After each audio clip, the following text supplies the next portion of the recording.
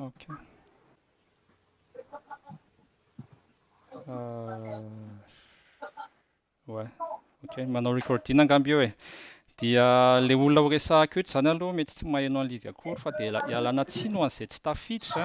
Rehefa tsy tafiditra moa zareo dia tsy hahaino an'ilay ho resahako fa mijanona 100 zato nisan'ny olona zakan'ilay Google Meet raha ohatra ka hoe compte gratuit ohatran'ny ahy. Dia ialana tsiny izy ireo niezaka nanao recording fa tsy haiko raha mety na tsy mety ilay izy dia aveo ho zaraiko ilay izy amin'ny page sy amin'ny groupe ihany. Dia mba hiangaviana raha mandaka tapahanareo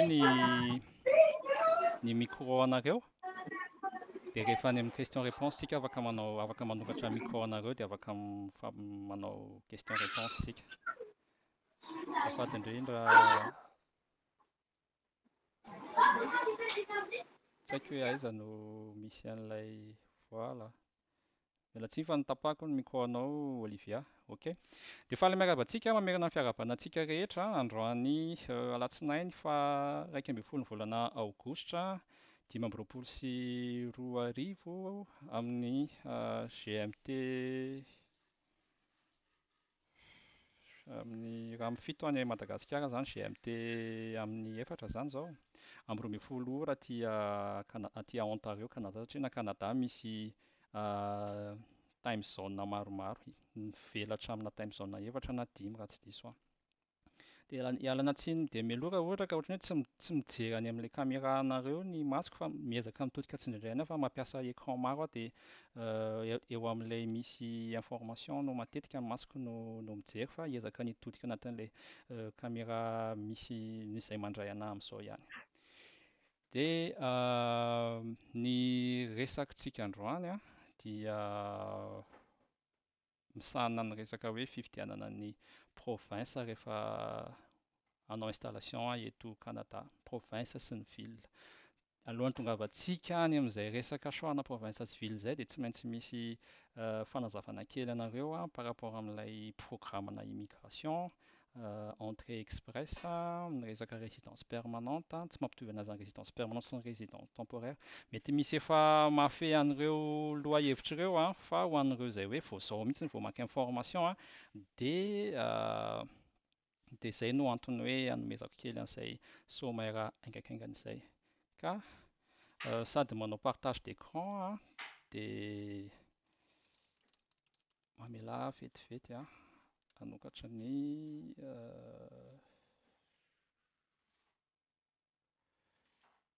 bon, ok.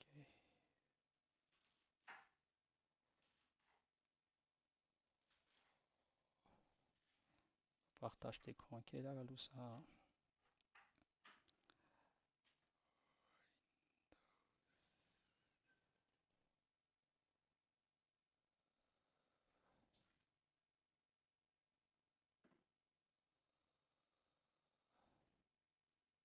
Tsy haiko raha ohatra ka hitanareo dia tao anatin'ny pageko no zaraiko an'izy ity hoe inona moa no resaka ho ataontsika androany. Retour d'expérience ilay izy partage ary ihany koa conseil. Ny tenako dia nanao an'ilay niaraka tamin'ny fianakaviako nanao an'ilay programme-na immigration eto Canada hoe entrée express immigration Canada pour résidence permanente hors Québec. Izany hoe tsy concerné zany Québec fa ny Québec dia manana ny programme-ny manokana. Dia ny ho ataontsika androany zany aloha somary nazava amin'ny ambangivanginy, haingaikaingana ny atao hoe entrée express, inona ny résidence permanente dia avy eo amin'ny tapany faharoa hiresaka kokoa momba an'ilay hoe ahoana no hisafidianana amin'ny province sy ny ville. Dia ny tapany fahatelo farany zany question réponse. Izay no hitondrantsika ny baolina androany. Dia ny fanontaniana zany afaka asoratanareo amin'ny message ilay izy moa rehefa vita ny tapatapaka ve ny feo? Manao ahoana, maheno tsara ve nareo sa manao ahoana ny fandraisanareo amin'ny feo? Maheno tsara? Ok. Dia amin'ny farantsika manao question réponse fa mba mangataka hoe mba tapao ny ataovy mute ny feo any aminareo aloha mba amin'izay mba ahafahantsika mba mifandray tsara. Ok. Hiresaka haingaikaingana momba ny tenako aho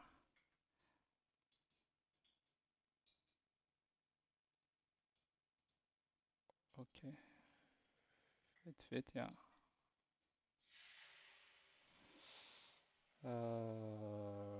Voilà.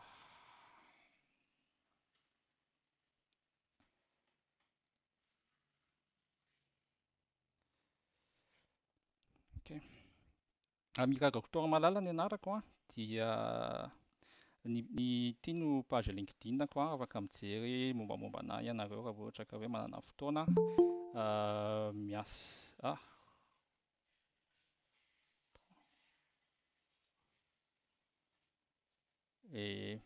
Misy manangan-tanana fa aleo ataontsika any amin'ny farany mihitsy raha azo atao e.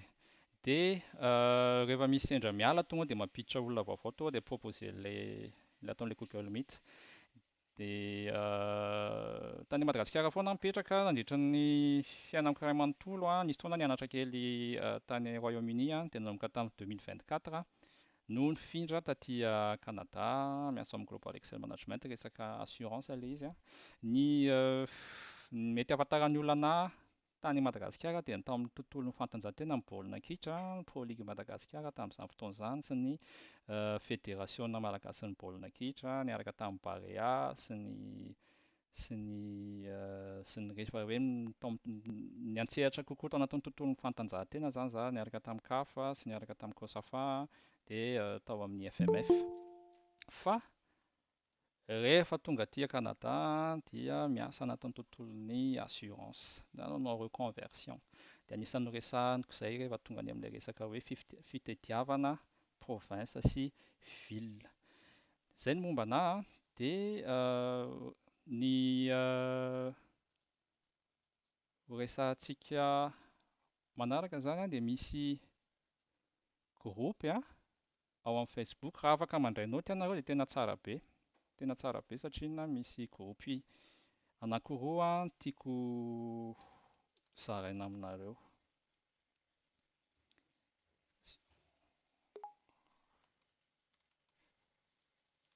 Ok.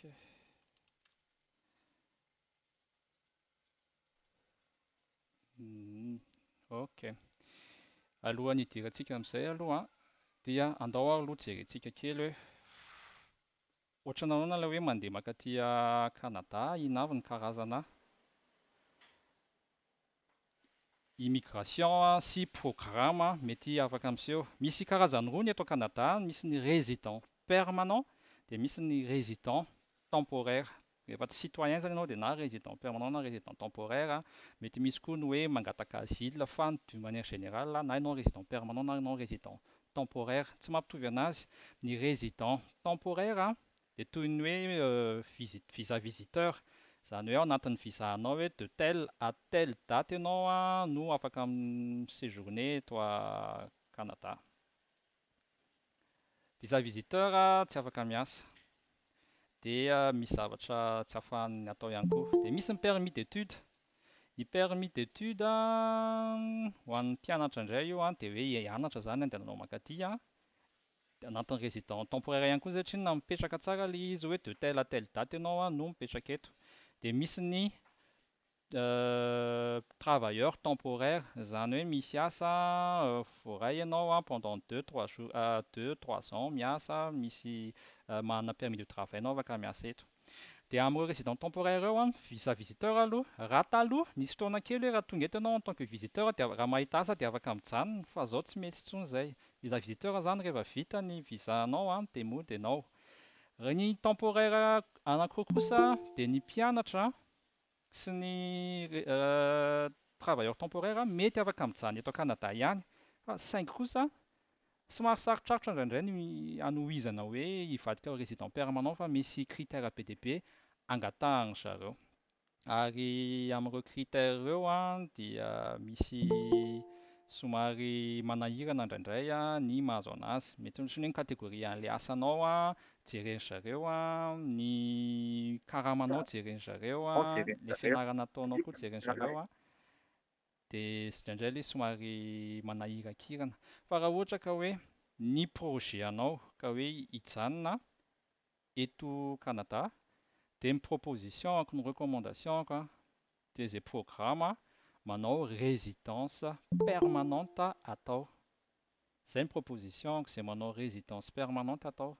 Satria amin'iny tsy miasa saina intsony hoe mety mbola hijanona eto ve sa tsy mety ho voaroaka eto ve. Be dia be ny mpianatra tonga eto dia voatery tsy maintsy mody satria tsy manana possibilité hanohy an'ny fijanonana eto Canada nefa efa nanao investissement be ny économie sy ny rehetrarehetra natao handehanana mankaty Canada dia avy eo nefa tsy maintsy voatery mody.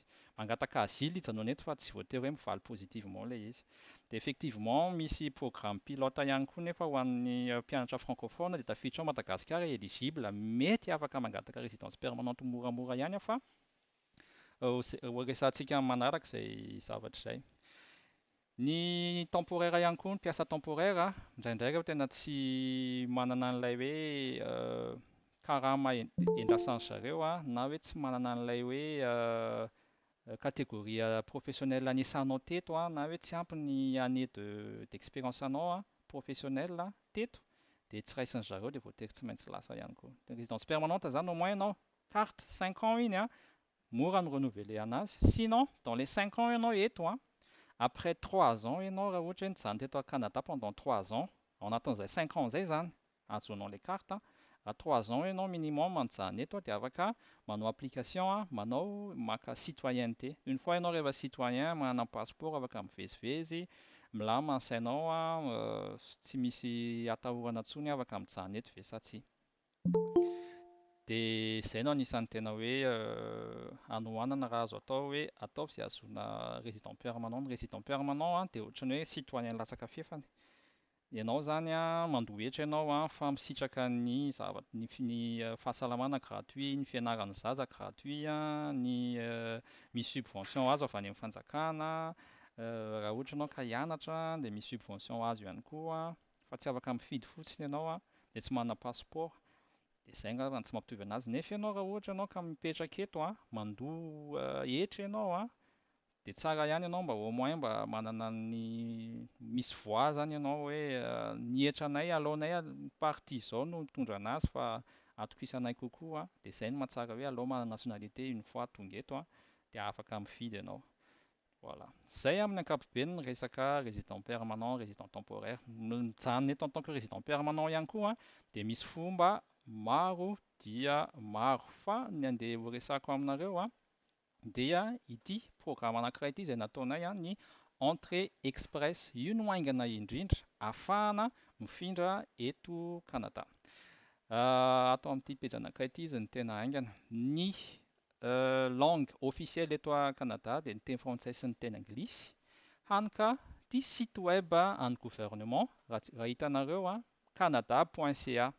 Io ny site web ny gouvernement dia ao daholo ny rehetrarehetra. Rehefa makao amin'ny Google nareo dia tsorato hoe IRCC, entrée express dia misokatra ilay izy dia ao daholo ny information vakianareo, ao ny anarahanareo anazy tsy very nareo fa aza manahy. Dia raha ohatra nareo ka havanana kokoa amin'ny teny anglisy dia tsindrianareo fotsiny ilay anglisy, raha havanana nareo amin'ny teny frantsay dia tsindrianareo amin'ny teny frantsay. Ny entrée express izay nataonay ary anisan'ny recommandeko dia misy critère izay miandry anao. Anisan'ny critère ny lien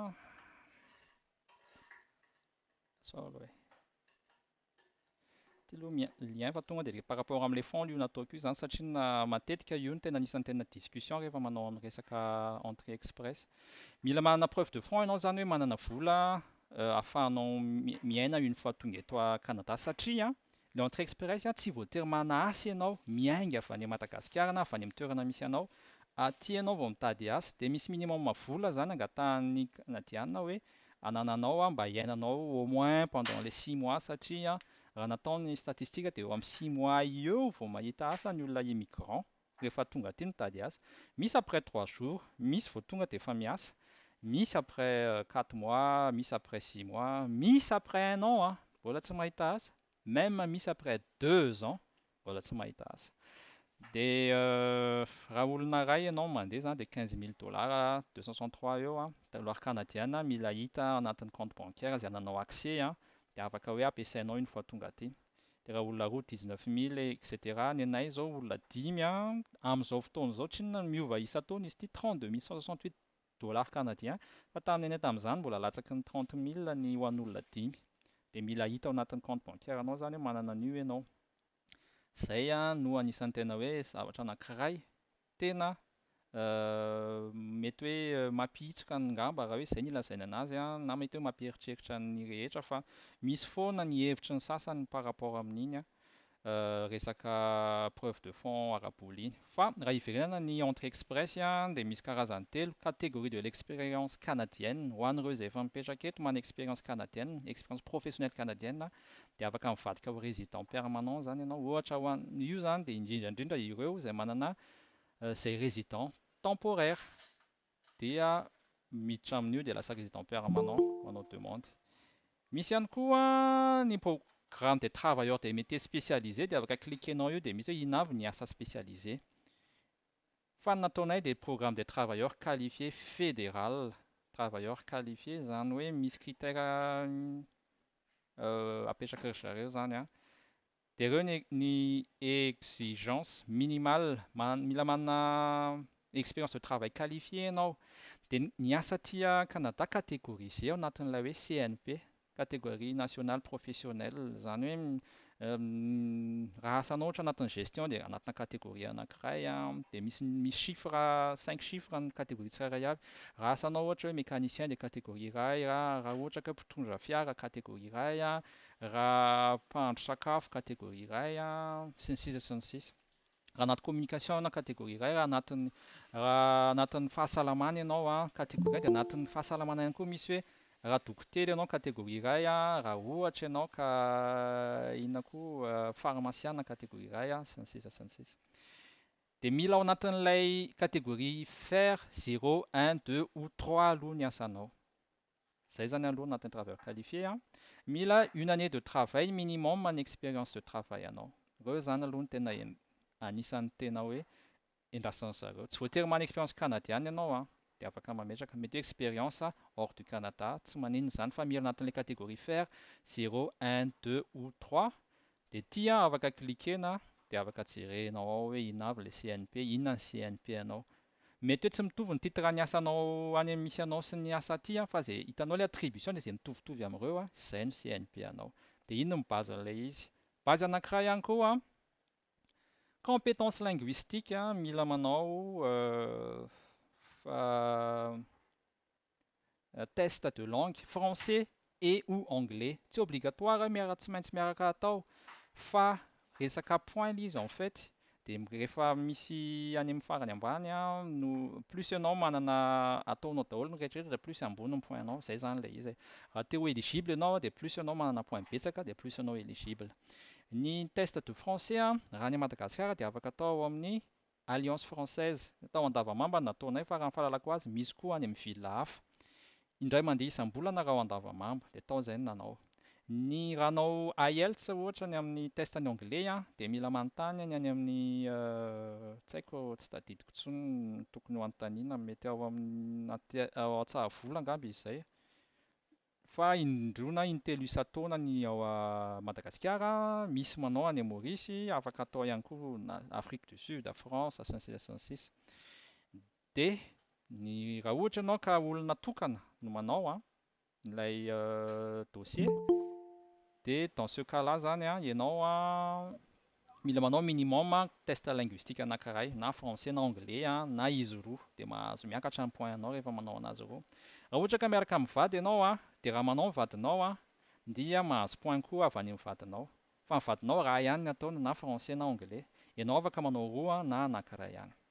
Compétence linguistique mila atao aloha io zavatra io satria ilaina ilay rapport ny daly fa tsy eken'ny zareo anatin'ilay izy. Fa TEF na TCF amin'ny français io test ana français. Any Madagasikara TEF no TEF Canada no misy any.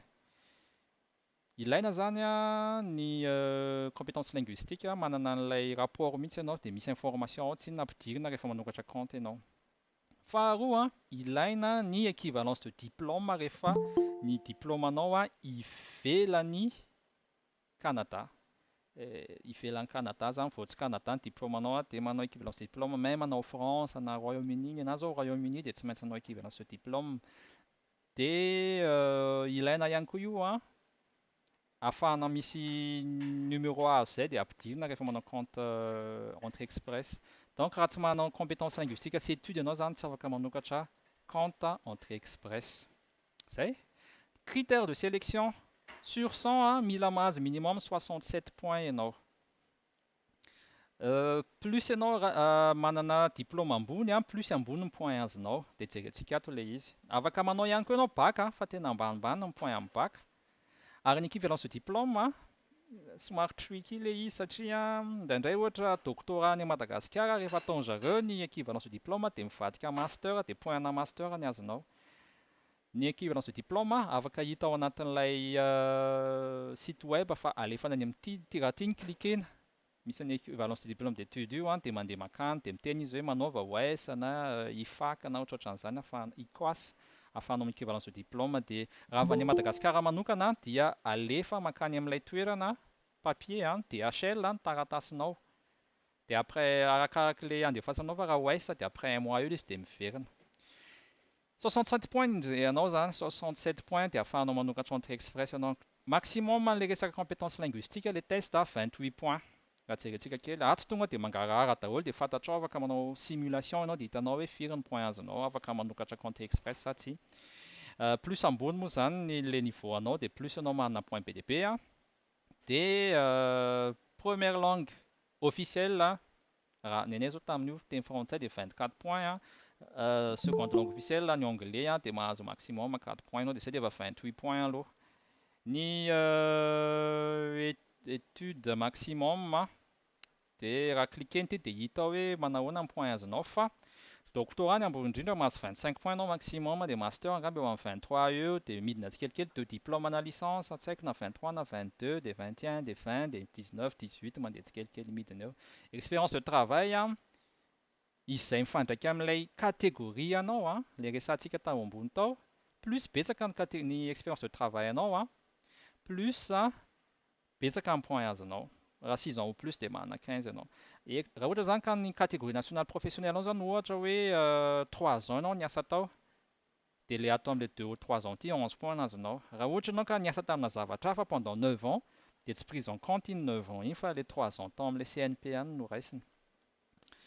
Dia ny resaka âge plus ianao tanora plus ianao manana point betsaka. Latsaky ny 20 taona aloha tsy afaka amin'ny se présenter 0 point.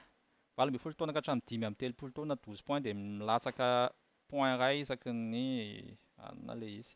Fa tsy atao makivy ny taona fa misy olona fantatro mety hoe taty amin'ny 40 mahery taty fa mbola voaray soamantsara mihitsy tsy nisy olana ny momba azy ireo satria na ny amin'ny teboka sasany izy ireo manenjika point aingana be mihitsy. Dia emploi réservé au Canada raha ohatra ianao ka hoe manana asa azo fa tia plutôt tia ho an'ny olona efa aty fa raha ohatra ianao ka mbola vao miainga dia ohatran'ny tsy dia tena raisin'zareo en compte. Faculté d'adaptation point farany 10 maximum niveau compétence linguistique amin'ny vadinao. Ny fianaranao raha teto Canada, ny fianaran'ny vadinao, ny famille, l'anglais du site, zoomer l'anglais du site. Zao ve no tianao resahana amin'ilay izy? Zao ianao mahita kokoa? Ok. Dia voilà. Mahazo point ianao amin'io dia ny preuve de fond ilay afaka ny resantsika tonga dia nalefako voalohany iny satria na iny ny tena anisan'ny tena hoe hozatra be. Zay amin'ny ankapobeny ilay entrée express resaka hoe point anao ilay izy dia mampiditra ny dossier anao hoe voafehinao ilay zavatra niresahanao ny point dia izay no ahafahanao mahazo ny hoe manokatra compte entrée express dia avy eo tafiditra anatina bassin ianao mahazo tirage dia ho jerentsika akaiky ny momban'izay teboka izay. Vetivety indray aloha sady mampiditra olona ihany no miditra amina compte anankiray.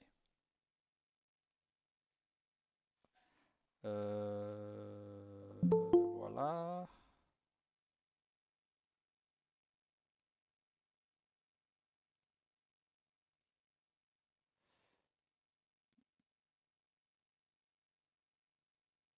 gropy ao amin'ny Facebook anankiroa no zaraiko anareo. Voalohany aloha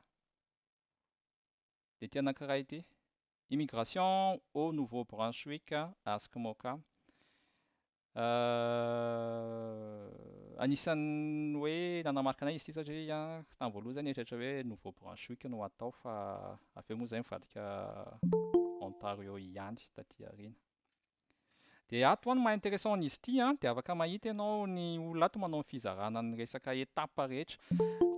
Na Nouveau-Brunswick ary ilay izy dia tsy maninona. Il n'y a pas de souci par rapport à ça fa satria vao hors Canada dia mitovy daholo ihany ny processus. Donc Nouveau-Brunswick, Saskatchewan, British Columbia, Ontario mitovy daholo ihany fa tamin'ity fotsiny ry zareo manampy ny olona mandeha mankany Nouveau-Brunswick.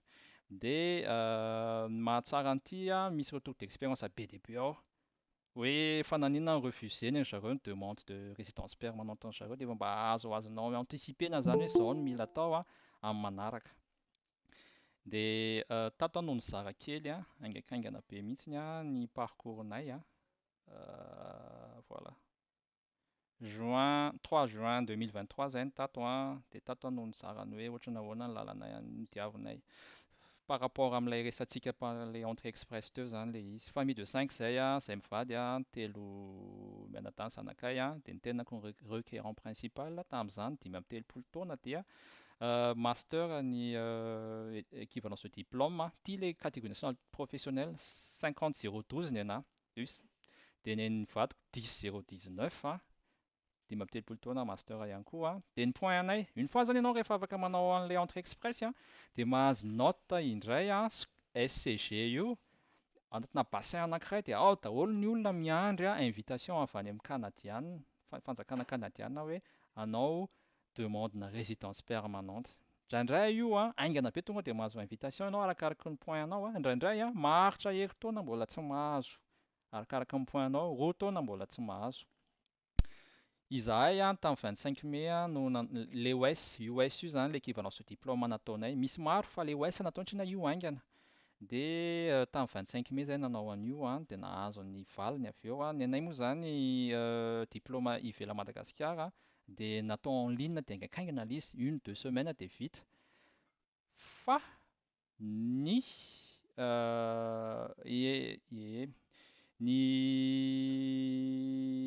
raha any Madagasikara mila ilay dossier alefa DHL sy ny rehetra dia mety eo amin'ny 1 mois eo dia mahazo an'ilay rapport. 1 mois mahery. 3 juillet nanao an'ny test de langue anglais dia 6 juillet dia efa nahazo ny valiny. 20 juillet nanao ny TEF Canada, io zany ilay tao amin'ny AFT Andavamamba. 31 juillet dia efa mivaly. Vao azo amin'izay ary ny 31 juillet ny valin'ny TEF Canada, efa azo ny équivalence de diplôme dia niditra amin'izay création en profil. Nahazo an'ilay 67 points mahery zay dia nahazo point zay hoe 520 points any amin'ilay SCG. Dia le même jour, le 1er août zay dia nahazo an'ilay invitation zany tany amin'ny fanjakana Canadienne hoe manaova demande na résidence permanente. Tamin'izay ny score 517 et plus, ny anay 520 dia bon voilà. Programme non spécifique zany ho an'olona rehetra izay ao anatiny ao fotsiny ka 517 et plus dia afaka manao. Indraindray ilay izy programme hoe ho an'ny francophone ihany dia asiany point hoe tamin'ny farany zao 480 et plus dia rehefa ambon'izay ny point anao dia afaka manao demande. Dia miteny izy hoe 2500 zao ny tamin'ny farany teo nanaovany invitation dia mahana 60 jours, 2 mois ianao mampiditra ny dossier anao rehetra, mampiditra ny information rehetra izay nosoratanao tamin'ny voalohany tany nanao création an'ilay profil entrée express. Tamin'ny andronay ny visite médicale izay tsy maintsy atao dia afaka atao mialoha par anticipation. Fa ny amin'izao fotoana izao mirecommande ry zareo hoe mba endraso aloha izay manao invitation anao hanao visite médicale vao manao. Dia fa mbola misy foana tonga dia manao anticipation ilay izy amin'izay mba mahaingana ny dossier. Dia ny 3 septembre izahay no nandony frais satria na misy frais izy io ho anay 5 mianaka zany. Traitement de dossier, ny demande na résidence permanente, ny carte de résidence permanente, ny biométrie dia tany amin'ny 3590 dollars canadiens tany ho anay 5 mianaka.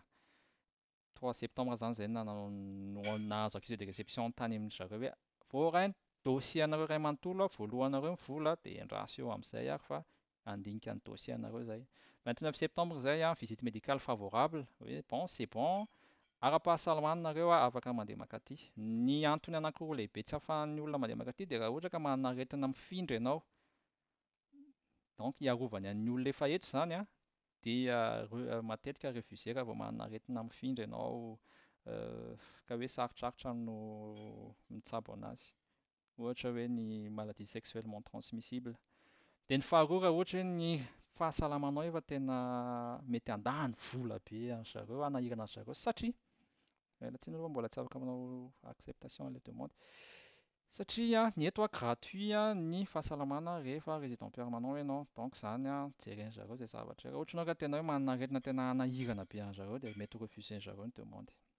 Ok? Les sites les liens afaka ataonareo fotsiny manoratra nareo amin'ny Google hoe IRCC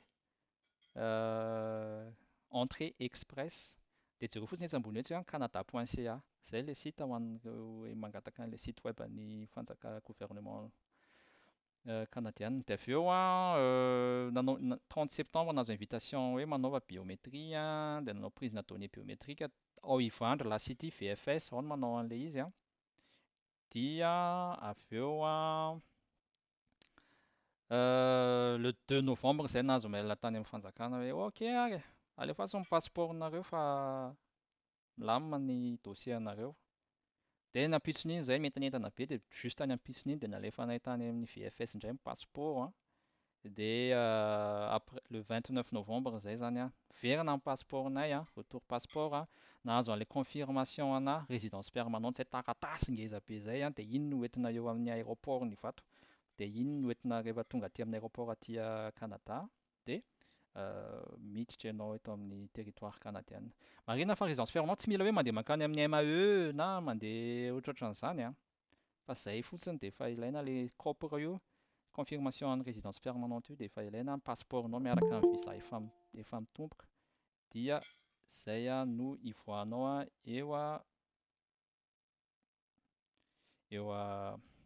eo Canada, eo Ivato. Dia ny nanomboka mivarotra entana sy ny rehetrarehetra zay nividy ticket 25 janvier 2024 tonga Canada teo amin'ny aéroport ny Toronto teo ihany dia efa nakany numéro SIN na ny NAS numéro d'assurance sociale raha tsy diso mila manana an'io ny olombelona tsirairay avy mipetraka eto Canada satria na io ny fandraika amin'ny fiainanao amin'ny ankapobeny.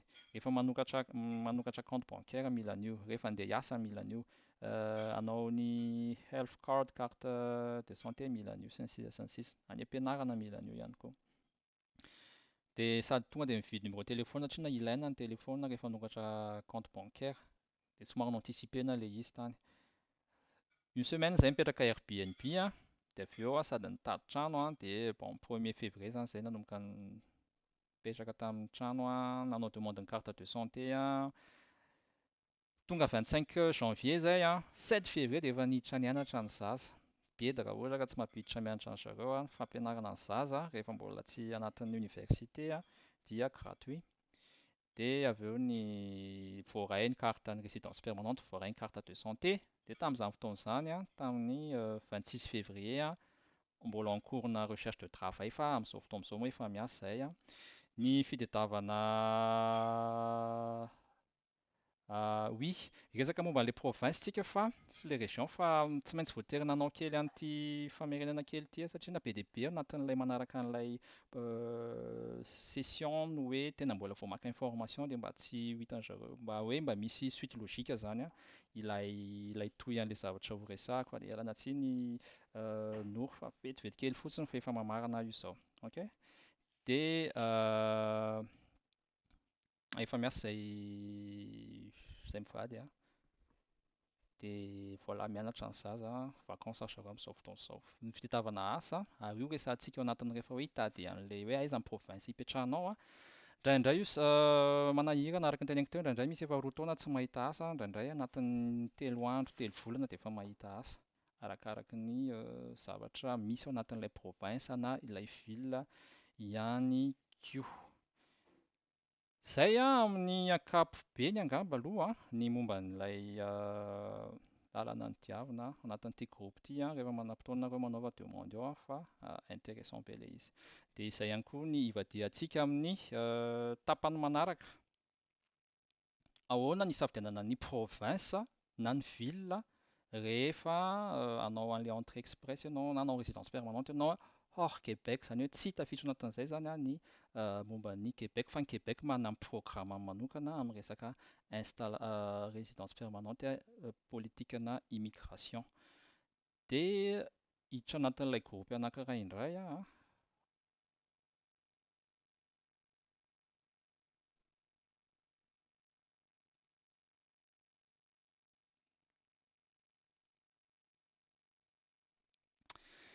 immigration, Canada, Madagascar. Ity groupe ity koa dia tena groupe mahafinaritra be amin'ny teny malagasy ny site ho an'ny Québec ary mahazay ilay izy dia mila jerena manokana mihitsiny. Ny miasa miaraka amin'ny avocat afaka atao fa par contre raha ohatra ianao ka manaraka ny lalana ny fotsiny dia tokony tsy mila avocat andanianao vola $10,000 sy ny sisa indray nefa mety afaka arahanao mian-dalana. Fa misy an'ity groupe ity izay anasako anareo hidirana ny immigration Canada Madagascar. Ohatran'izao ny paozinao anatin'ilay izy ao dia rehefa miditra ao nareo dia valio ilay question alohan'ilay hoe manao oui et non anatin'ilay izy fa ilaina iny ahafahana miditra anatin'ilay izy. Dia tato nisy zavatra nanomboka juin 2013 ihany koa tato dia atao manao fifampizarana ihany koa travailler, vivre en conséquence, est-ce possible à Cornwall, misy an'itony témoignage itony zaraiko tsara jerena foana ihany fa ity aloha no alefako ity ahafahanareo mijery hoe c'est comment en fait mialatsiny fa tsisy feo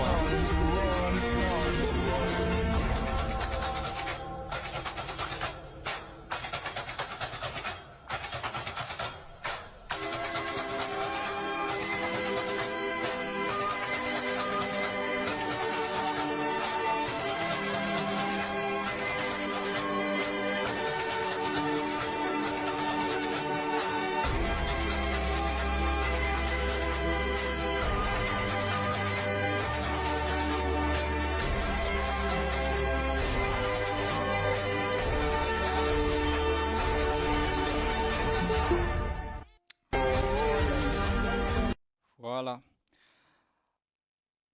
Ny tena tiako zaraina aminareo par rapport amin'ilay teo iny izany dia hoe Canada midadasika be.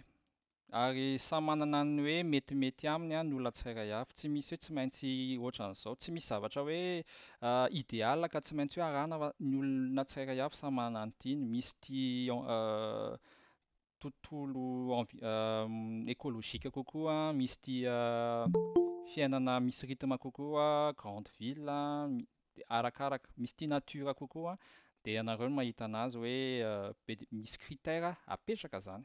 Ahafahanareo mametraka tsara ny safidinareo hoe aiza no aleo. Dia rehefa ianareo tsy vetivety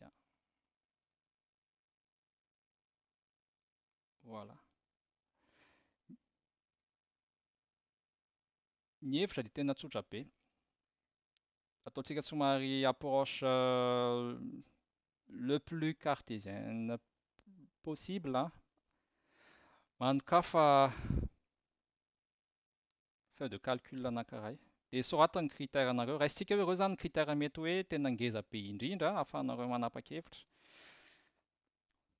Opportunité d'emploi anatin'ilay ville na ilay province, ny coût de la vie, climat, culture et langue, service offert, ny adaptation, ny environnement. Dia raiso asivy coefficient par rapport anany ianareo manokana ilay izy satria araka ny teneniko hoe tsy mitovy ny tsirairay avy. Zavatra tianareo ohatra hoe ataonareo firy point ny opportunité d'emploi mety hoe ozinareo hoe io tena important be amiko tsy za tsy maintsy mitady asa maika be dia afaka ataonareo 9 points io ohatra. Afaka ataonareo hoe bon 6 points io na afaka ataonareo hoe 3 points io izay tianareo. Coût de la vie. Raha ohatra nareo ka manana assise financière matanjaka, tozinareo hoe bon na iza mipetraka na iza mipetraka mety amiko daholo, afaka ataonareo 1 fotsiny io satria na tsy dia tena mi-influencer loatra ny safidinareo. Ozinareo hoe tena plus villa moramora plus izay angamba metimety aminay ohatra. Dia afaka ataonareo ambonimbony ihany koa io dia izay mba mahazo point ambony amin'io zany no andehananareo avy eo. Ok, afaka ataonareo 6 koa ohatra io na 9 izay hitanareo fa mety. Ohatra miala tsiny fa 9 no tiako soratana. Climat, ahoana ny fahazakanareo an'ny climat ny toetrandro? Ozinareo hoe n'importe na hoaiza mety amiko daholo rehefa fotsiny miala amin'ny Madagasikara ohatra. Dia afaka ataonareo 1 na 2 na 3 na 0 koa ary tsy maninona. Raha ozinareo hoe mba tiako mba masakasaka le mba metimety amiko dia afaka ataonareo 5, 6, 4 izay tianareo anaovana anazy. Ohatra manao exemple fotsiny eto. Remarque-ako amin'ny climat fotsiny mangatsiaka ianao, raha ohatra amin'ny fotoana mangatsiaka, dia fotoana mampangatsiaka anao rehefa ilay mivoaka ny trano mandeha makany amin'ny tomobile, mivoaka ny tomobile makany amin'ny trano. Fa rehefa anatina trano ianao, anatina tomobile ianao dia misy an'ilay misy hafanana, climatiseur sy ny sisa sy ny sisa afaka manampy anao. Ohatrany koa rehefa mafana be ny andro dia ilay any ivelany any ianao mafana ary anaty tomobile, anatina trano ianao, anatina bus ianao dia misy climatiseur. Voilà. Dia ny culture sy ny langue, tena sensible be ve ianao amin'ilay resaka teny frantsay, teny anglais? Raha sensible be ataovy ambony ny point. Raha ohatra ianao hoe bon afaka migérer an'io zavatra io afaka ataonao ambany. Bon, ataoko lambda fotsiny ilay izy, chiffre mipetrapetraka fotsiny ilay izy.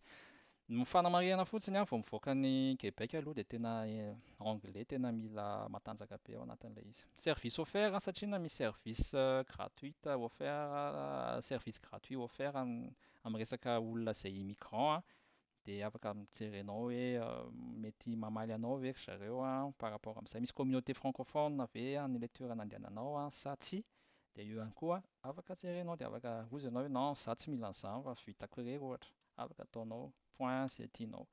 Ny adaptation izy io indray dia par rapport amin'ilay hoe misy olona fantatrao ve anatin'ilay ville, misy namanao ve, misy fianakavianao ve, ahoana ny ahafahanao manana repère ve ianao une fois tonga anatin'ilay ville. Important be izay. Satria somary mihodinkodina kely ianao, fanopanina kely amin'ilay vao tonga.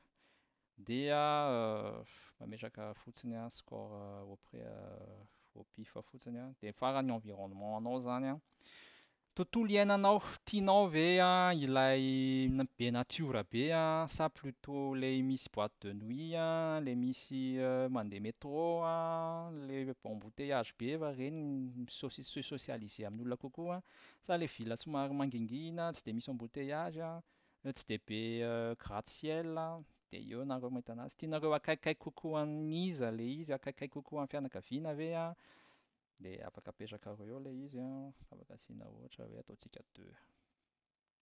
Tsy io ny critère anay. Ny anay izao plutôt tany amin'ny coût de la vie no tena ambony fa bon manazava ny opportunité d'emploi anay nataonay ambanimbany. Dia avy eo ianao isaky ny mijery ny villa tsirairay avy dia asianao point fotsiny hoe raha ao anaty 3, raha ao anaty 4, 2 sy ny sisa sy ny sisa dia izay hitanao. Raha ohatra ianao ka mametraka hoe ity izao 15 points ilay villa A. Raha mametraka ianao hoe misy tena note éliminatoire hoe tsy maintsy mahazo 1 minimum. Ohatra ianao hoe lafo be ilay fiainana tiako tena 0 dia tonga dia hajanona ilay ville be. Ohatra izany exemple raha asianao note éliminatoire ilay izy. Dia ohatra hoe ny ville C sy ny sisa sy ny sisa dia hitanao eo izay be point indrindra eto no hitanao hoe bon ity izany angamba metimety amintsika. Fa tsy misy hoe ny rehetrarehetra izany samy manana ny metimety aminy ary ny ville tsirairay avy samy manana ny avantage sy ny inconvénient. Dia ohatran'izay ihany koa ny province tsirairay avy. Ireo ny province anankifolo anatiny ao Québec fa tsika moa tsy afaka miditra ny Québec dia misy an'ireto anankitelo farany Terre-Neuve et Labrador, territoire du Nord-Ouest et Yukon. Ireo zany ny territoire. Ireo zany no misy les services offerts en resaka anareo aux nouveaux arrivants dans votre région. Afaka klikenareo dia afaka jerenareo hoe misy any metimety aminareo ve sa tsia ao anatin'ilay izy ao.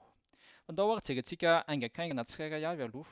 Opportunité d'emploi aloha voalohany dia rehefa miresaka momba an'izay tsika dia mila jerentsika afaka manao veille informationnelle dia jerena ao anatin'ny internet eo aiza no betsaka mpiasa, aiza no ambony be ny taux de chômage ohatra na hoe misy emploi vaovao. Fa ity zao ohatra zaraiko aminareo ity site web ity koa intéressant be rehefa mijery ny resaka hoe opportunité d'emploi dia afaka hita eo ao Ottawa ohatra zao 7,1% ny taux de chômage ao. Raha aty aminay aty aty a Windsor ohatra zao Windsor 12,1% taux de chômage aty aminay aty. Raha ohatra hoe any amin'ny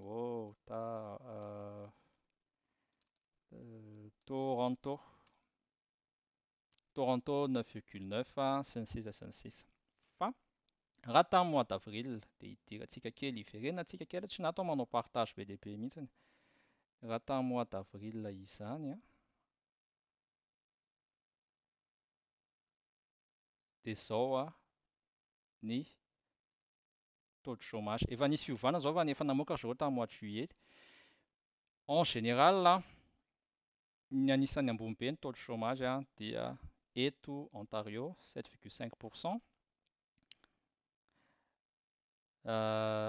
Bon, Québec moa tsy resahantsika dia ny aty ambony aty koa tena mangatsiaka tsisy iainana fa raha azo atao aloha dia aty ambany aty. Aza mankany amin'ilay territoire aty aloha fa mangatsiaka be any. Ny Canada ny moyenne 6,7% ny taux de chômage dia ny anisan'ny manana point tsara ato dia Saskatchewan 4,9%. Dia ny anisan'ny fomba anankiray ahafahanareo ihany koa zany mametraka note zany ny province moa zany eto dia en l'occurrence ny ville ihany koa. New Brunswick 7%, Nova Scotia 6,1 sy ny sisa sy ny sisa. Ok. Dia eo nareo mametraka ny resaka opportunité d'emploi hoe ataonareo firy ny point par rapport amin'ilay ville tetavinareo. Anankiray ihany koa dia miditra anatin'ilay resaka hoe inona ny ville abordable. Raha ohatra zany nareo ka hijery hoe aiza ho aiza kokoa no mety afaka hiainana dia ity indray zao site web plutôt promouvoir resaka immobilier dia somary influencé an'izay ilay izy fa tsara foana ihany no mijery anazy. Presque any amin'ny province any Québec aloha izy ny abordable raha ohatra ka resaka logement no resahana eto dia New Brunswick. Raha ohatra zany ka ivelan'ny Québec zany dia New Brunswick ny anisany tena hoe mora ny fiainana.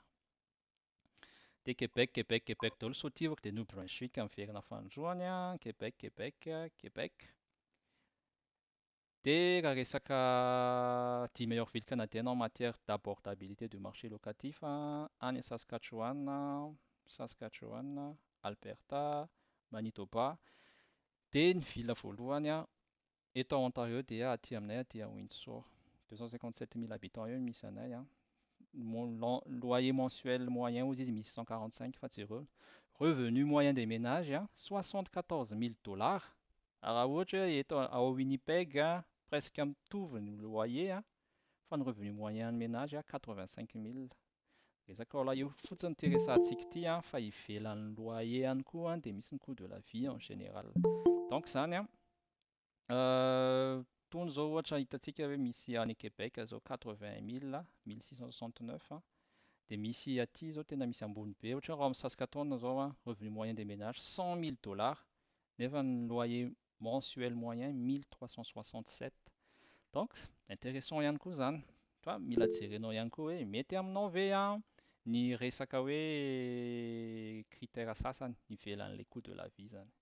Mety aminao ve ny climat any mety aminao ve ny misy opportunité d'emploi ve any culture langue sy ny sisa sy ny sisa dia misy an'ilay resaka point ilay izy araka ny resahako teo. Atao amin'ity anankiray ity indray Afaka manao calcul kely na coût de la vie nareo afaka mijery hoe mampitaha kely. Raha ohatra zany ka hoe amin'ny cas anay deux adultes, trois enfants Toronto ohatra zao mila manana ny 86 974 net eo en moyenne ny ahafahana miaina raha makany Toronto.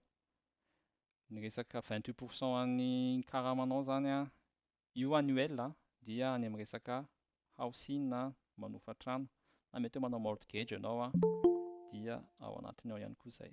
Dia raha ohatra hoe comparena amin'ny Winnipeg zao raha ohatra ka trois enfants, deux adultes dia mety eo amin'ny 63 000 dollars eo ianao dia efa mahavita miaina.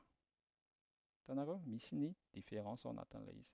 Ity zao raha Toronto dia afaka tadiavantsika ohatra hoe cité hafa raha te hijery. Ato moa zany tsisy Windsor fa afaka jerentsika ohatra hoe misy New Brunswick anankiray, atao jerentsika ohatra hoe Saint John's.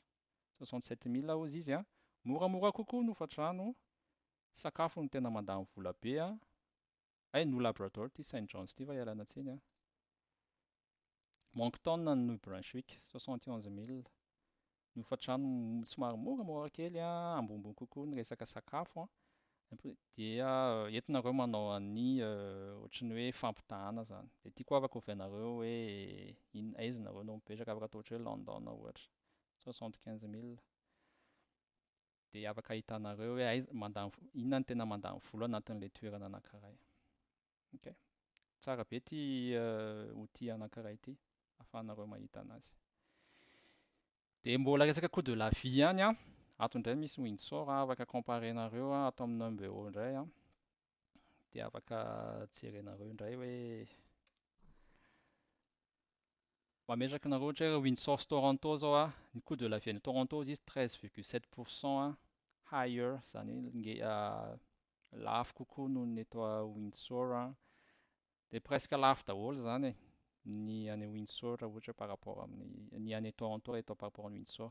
Local purchasing power ity zany raha ohatra ka hoe jerena ny vola miditra ao aminao sy ny vidin'ny fiainanao aminao ao dia mora kokoa, lower kosa nefa ny any Toronto. Zany hoe any ianao zany mikarama ambony kokoa ny vidim-piainana fa mikarama ambony kokoa dia ny local purchasing power somary ambany par rapport amin'ny Windsor. Zany hoe ity Windsor somary mikarama ambanimbany kokoa fa ny vidim-piainana ambany ihany koa dia manana pouvoir local d'achat ambony kokoa zany raha par rapport amin'ny olona mipetraka any Toronto. Généralité ilay izy dia ato afaka détailler zareo hoe raha ohatra ianao ka même mividina banane, ny Apple sy ny rehetrarehetra. Ok, dia ity afaka ovainareo afaka ataonareo ity zao entre ny Windsor sy Toronto afaka ovainareo ohatran'ny hoe villa hafa ilay izy. Ity koa intéressant be ity anankiray ity. Dia lasa ny jerentsika ity zao raha ohatra ka hoe ovaintsika hoe Ottawa.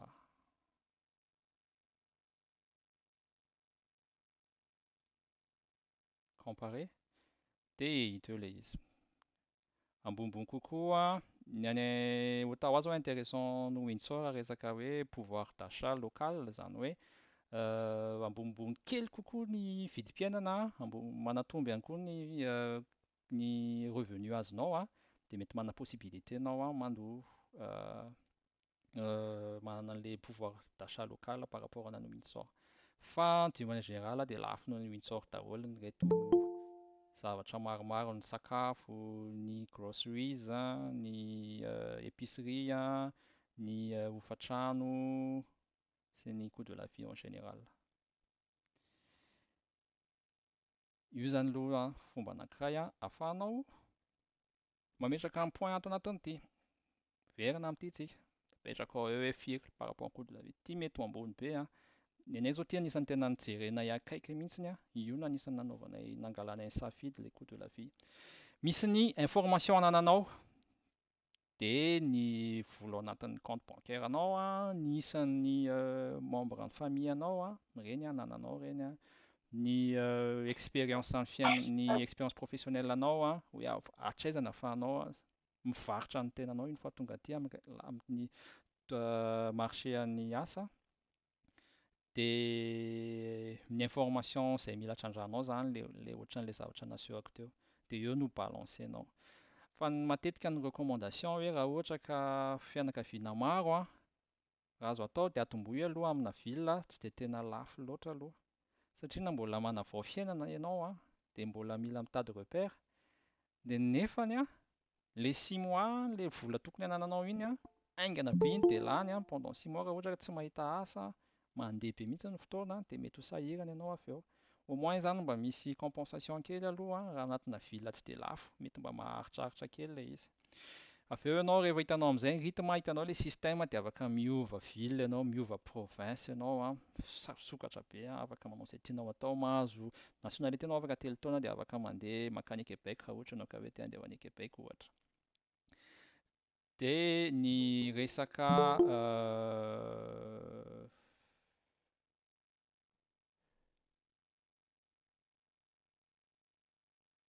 resaka climat indray tonga dia zaraiko anisan'ny critère anankiray ihany koa io dia afaka jerenareo. En fait ilay izy tena hoe mijery ao amin'ny manao recoupement ana information be dia be satria indraindray ilay izy influencé par rapport amin'ilay site web mamoaka anazy, fa manaova recoupement plus les site web officiel dia plus azo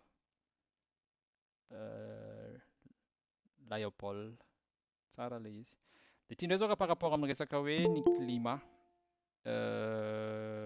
British Columbia anisan'ny tenenin'ilay site hoe anisan'ny tsara. Effectivement tsara ny climat ny British Columbia, somary manorana matetitetika fa tsara ny climat any. Saingy fotsiny hoe somary lafolafo fiainana any British Columbia. Dia raha eto Ontario zany Windsor no anisan'ny tsara indrindra, Saint Catharines, Toronto, dia avy eo Nova Scotia, Halifax, Kelowna, sy ny sisa sy ny sisa. Resaka warmest cities izy io par rapport amin'ny hoe satria na moa avy any amin'ny firenena somary mafapana dia ohatran'ny hoe netinety taminay ilay mipetraka amin'ny firenena somary ville somary mafapana. Dia eto izao ilay izy température annuelle 9,9 degré. Fa rehefa any mois de juillet any ilay izy dia tonga tiany ambony indrindra 28,1 degré Celsius ao aorianan'ny Kelowna 28,9 degré Celsius. Izy ny ambony indrindra, Windsor ny ambony indrindra raha eto Ontario manokana. Fa tsy dia tena hoe mifanalavitra amin'ny Toronto nefa na izany ary. Fa rehefa mangatsiaka any amin'ny mois de janvier iny dia indraindray tonga négatif ny température. Raha toa ka ny anisan'ny tena mangatsiaka indrindra dia ny British Columbia 7,6, 6,9, 6,9. Donc par rapport amin'ny climat dia British Columbia anisan'ny tena intéressant. Voilà. Rehefa mijery an'ilay kartany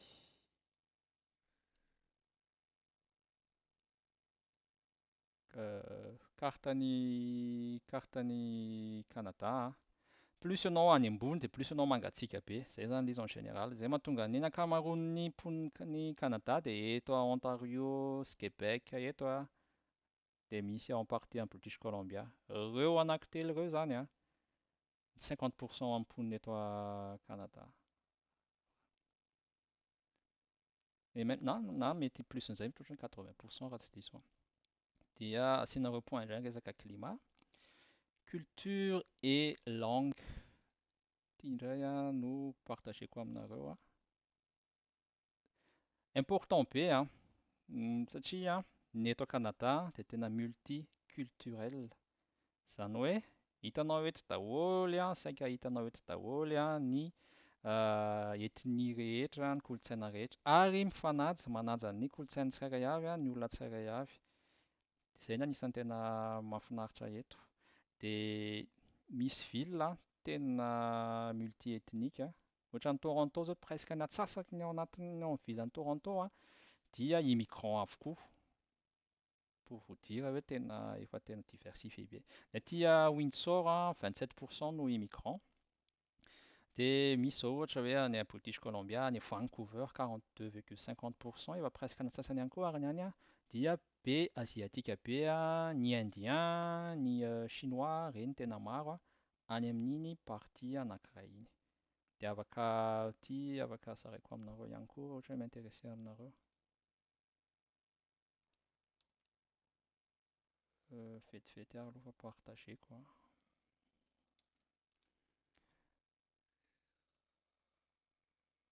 Ty resaka climat teo an.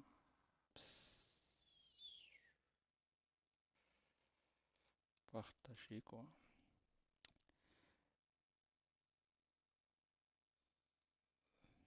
Dia ty koa moa zany anisan'ny anankiray sokafaka ihany ty an. Une fois nareo rehefa tonga aty, mbola anaty le cours de la vie ihany ilay izy an. Mety après ny fotoana ipetrahanareo aty an, mety manana faniriana hoe hividy trano an, izay ihany koa miregule ny hofa-trano. Dia ato no miteny zareo an, New Brunswick no anisan'ny tena mora ny trano. Dia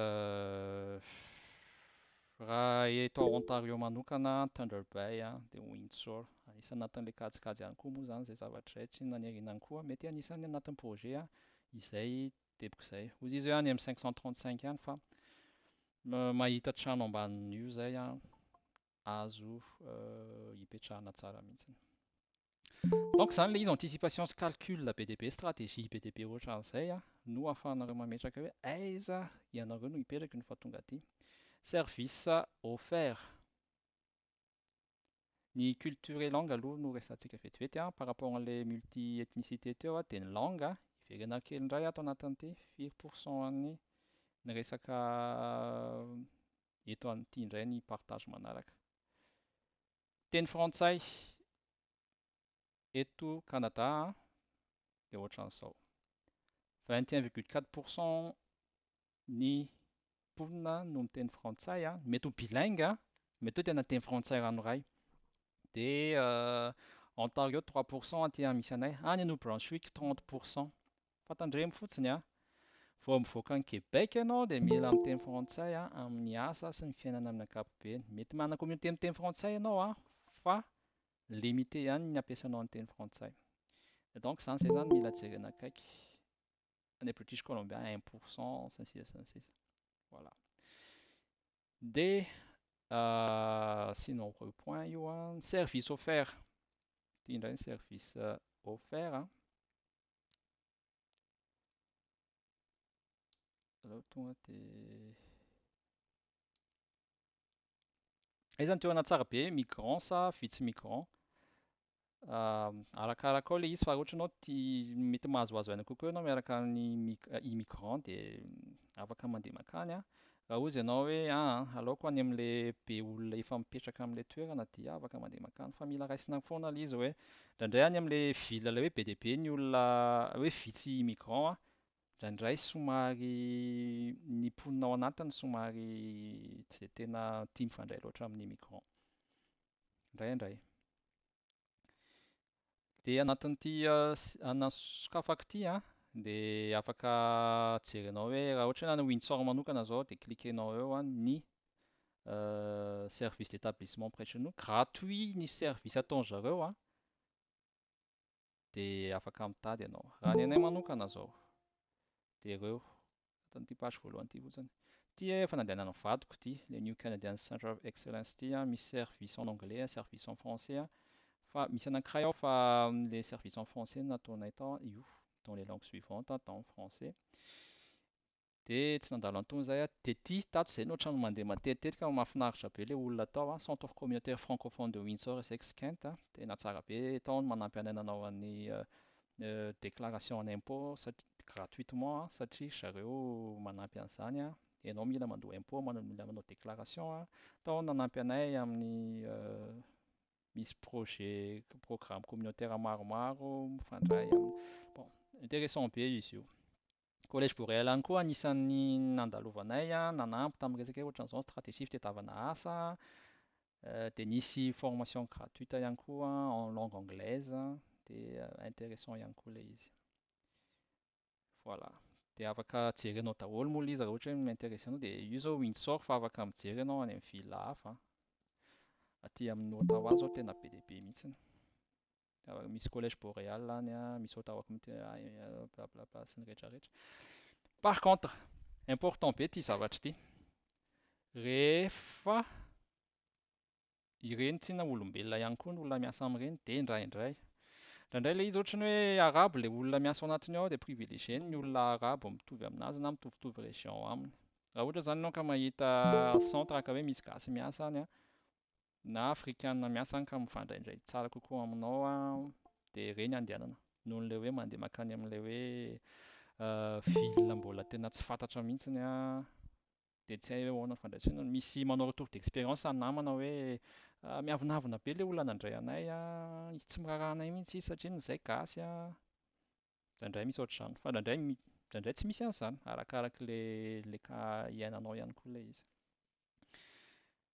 Dia manampy ry zareo, service offert manampy amin'ny fitadiavana asa. Izy moa tsy tonga dia hoe ary misy asa mandalo mankany fa hoe ary misy webinaire, misy séminaire, misy foire de l'emploi, izao ny fanamboarana CV, izany ny fanampiana ataon'ny zareo. Ary ny fianarana raha ohatra ianao ka manohy amin'ny teny frantsay sy ny sisa sy ny sisa. Dia gratuite ny dia mety misy ohatran'ny hoe programme culturel afaka ataonao ihany koa miaraka amin'ny zareo. Dia avy eo an, ny resaka adaptation, izy io zany par rapport amin'ilay hoe misy namana fantatrao hoe misy fianakaviana. Important be io satria na amin'ilay voalohany ianao, volana voalohany mety sahiran-kirana kely amin'ny resaka intégration, dia tsara foana manana an'io. Izahay izao aty Windsor, fianakaviana anankiefatra ny malagasy aty an, dia presque famille nombreuse izahay. Fianakaviana telo misy 4 membres avy dia fianakaviana iray izahay 5 membres. Dia ilay fianakaviana anankiray efa tamin'ny 2007 ny teto, dia ohatran'ny hoe somary référence anay izany ilay fianakaviana par rapport amin'ny zavatra rehetra izay ilainay hoe amin'ny andavanandro hoe aiza kay ny ahoana raha mangataka plombier, ahoana ny atao rehefa manao déclaration impôt, ahoana ny atao rehefa manao resaka banking, resaka ara-bola, ahoana ny izy efa 2007 ny teto an, presque 20 ans d'expérience dia tena manampy be anay mihitsy ny fisiany eto dia tena isaorana be anazy mihitsy amin'izay dia izy dia voilà. Dia mahafinaritra ilay hoe izahay aty tena mifanampy be an, na dia hoe vitsivitsy ary izay, on est 19 eo izany en tout miaraka amin'ny zaza. Ohatran'ny hoe rehefa misy déménagement dia mifanampy mifanome tanana. Au lieu de hoe hitady service-na déménagement na tsy haiko iza ny olona hifanampy amin'ilay mipatapata entana dia izahay dia mifanampy eo dia voilà. Ohatran'izay no fataonay rehefa misy bon plan dia mifanome bon plan eo dia mifankahita izahay an, miara mijery baolina na miara misakafo sy ny sisa sy ny sisa. Voilà. Important be koa ilay adaptation io. Dia ny environnement moa izany an, ianao ve tia miaina anatina fiainana misy tia natiora dia raha ohatra ka izahay ny ohatran'ny hoe any New-Brunswick izao tena nature coastal, Thomas Coastal hozy izy ilay video hitantsika teo. Raha ohatra ianao ka hoe mitady rythme, gratte-ciel, des opportunités d'emploi, Toronto anisany anankiray, Vancouver ihany koa. Ohatra ianao ka mila fiainana somary mandeha moramora dia jereo ilay ville kelikely ireny. Dia ataonareo ny point an, dia avy eo ianareo mahita hoe iza ny tsara indrindra. Tsy voatery ao daholo ny critères rehetra fa izay tsara point indrindra. Avy eo ianareo après 3 ans, 5 ans te hiova dia afaka miova nareo. Fa pour démarrer aloha dia jereo aloha par rapport amin'izay hoe mety amin'ny feeling nareo ilay izy an, sy mety par rapport amin'ny critères nareo. Izay tena important be mihitsiny. Averiko ihany hoe tsy misy hoe ity ny tsara indrindra fa misy ny avantage dia misy ny inconvénient. Misy ny avantage dia misy ny inconvénient. Misy hoe ville hoe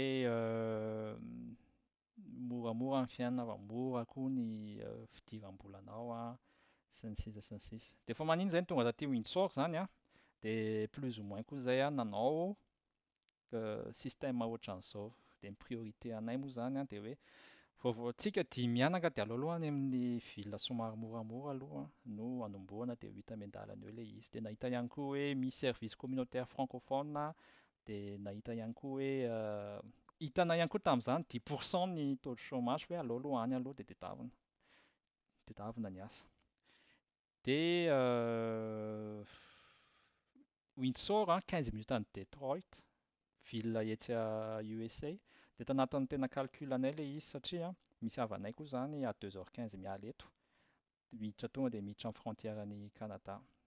Dia manome option anay anankiray ihany koa amin'ilay maka avion satria na ilay avion miala eo à Detroit tena misy mora be noho n'ilay hoe avion miala eo à Toronto na Ottawa. Ohatra hoe mandeha makany Australie izao an, mora ny vol miala eo Detroit noho ny miala any a Toronto.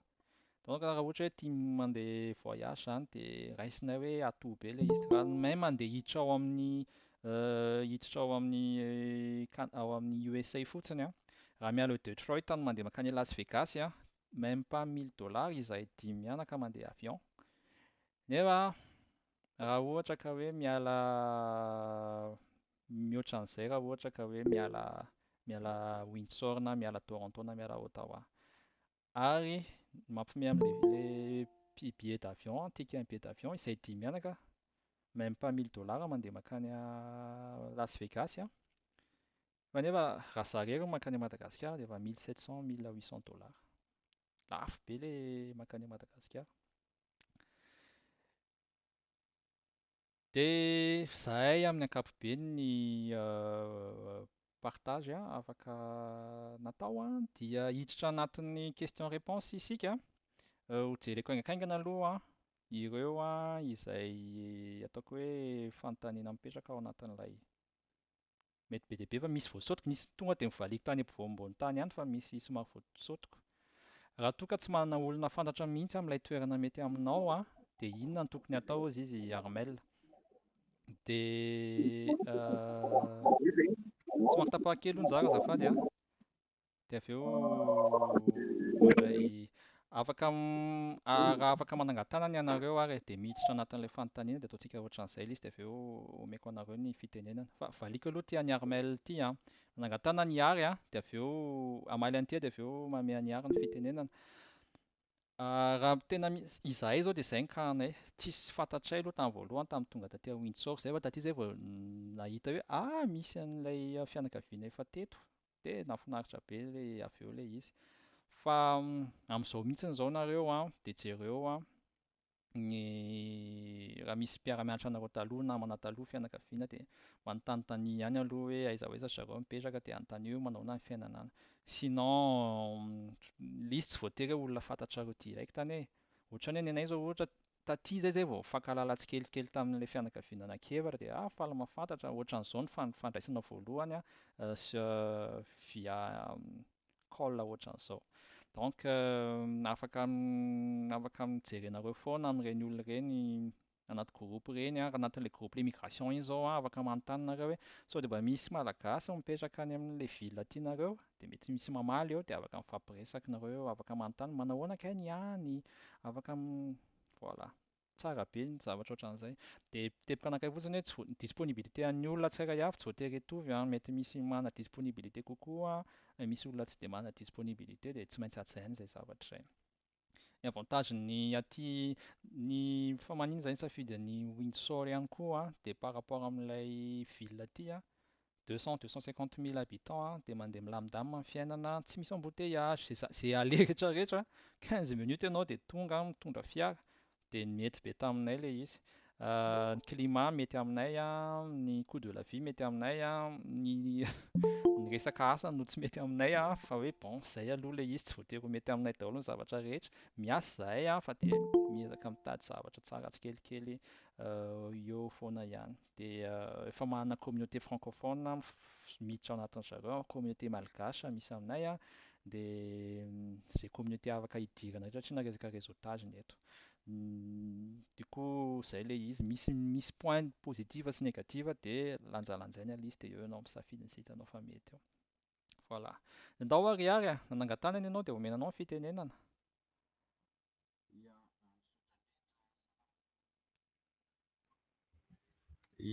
Misaotra indrindra, salama daholo. Inona moa izy ity ny fanontaniako any amin'ilay CNP? Inona moa izy ity, araka ilay teninao teo mantsy hoe vao miova ny CNP dia milasa ohatran'ny hoe izay ilay CNP anao farany iny izy nefa ohatra hoe ho anao manokana izany izao domaine informatique 3 ans nanao ERP cloud dia izao lasa manao développeur .net izany peut-être efa hainao mahery. Mety misy impact be amin'ny point ve izay? Misaotra sahady amin'ny fanontaniana. Iverenako kely dia avy eo mandray ny tokontsika avy eo. Iverenako aingana ilay partage d'écran. Ity ilay nizaraiko taminareo teo dia hoy izy hoe raha manindry an'ity trouver votre CNP ity tsika dia afaka mijery.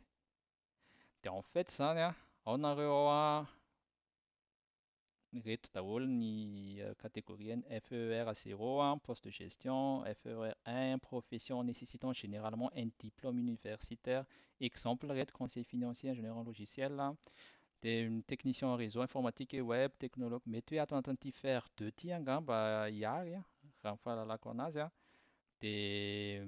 voilà. FER 3, boulanger, pâtissier, FER 4, garden, blablabla, sy ny sisa sy ny sisa. De rehefa andeha hiditra anatin'ilay izy amin'izay ianao dia ohatran'izao amin'izay ilay chiffre an'ilay izy ilay hoe 5 chiffres. Ka raha ohatra hoe soratantsika ohatra hoe informatique dia misy an'ireo anankitelo ireo dia afaka jerenao. Dia anankiray ity ohatra zao hoe gestionnaire, exemple fotsiny ilay izy spécialisation informatique dia ity ilay CNP anao. Raha io zao ny ianao dia afaka mametraka tsara ny dossier anao ianao.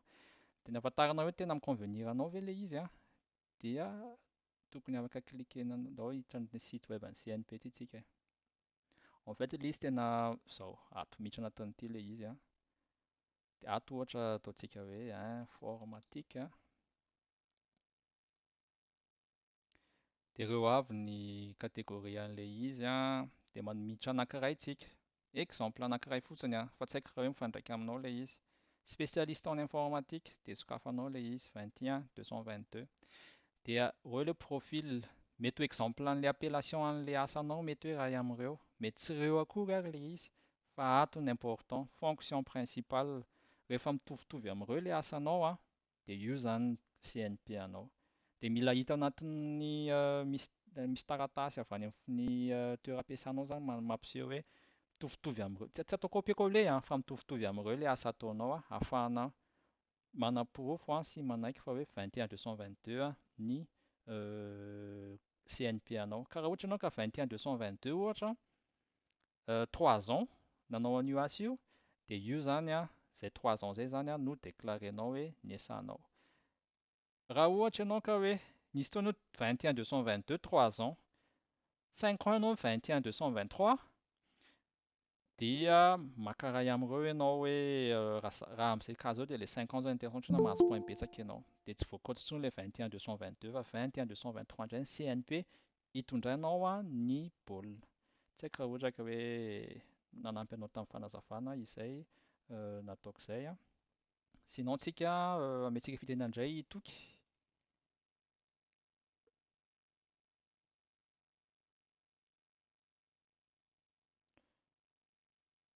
Oui, mandra-piandra ny fanontanian'ny Toky fanontanian'ny rojo. Misy limite d'âge ve ilay izy? Ny limite avy aty ambany aloha 18 ans latsaka aloha fa raha tsy izany tsy afaka miditra manao an'ilay izy Tsy misy limite d'âge ny ambony fa plus ianao ambony ny taonanao dia plus ianao sarotsarotra ny hidiranao azonao point arak'ilay nampisehoko tamin'ny farany teo misy an'ilay hoe non ndrasiny jerentsika ato misy an'ilay resaka âge ato ambany ato. Âge maximum 12 points moins de 18 ans ianao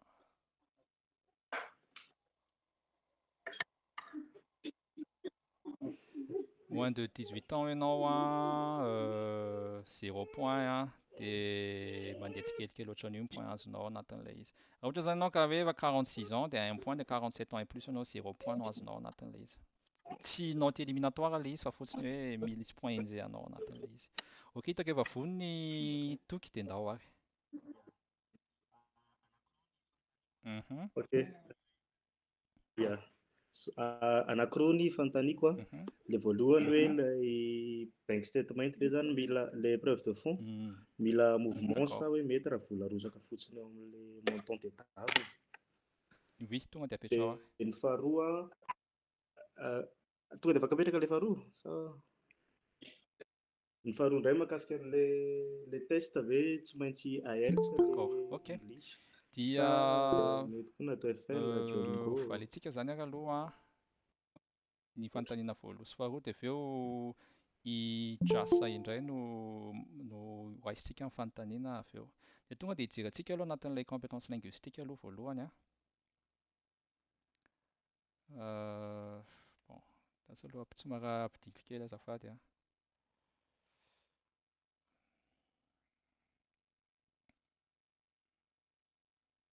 En fait, ilay izy ato ito.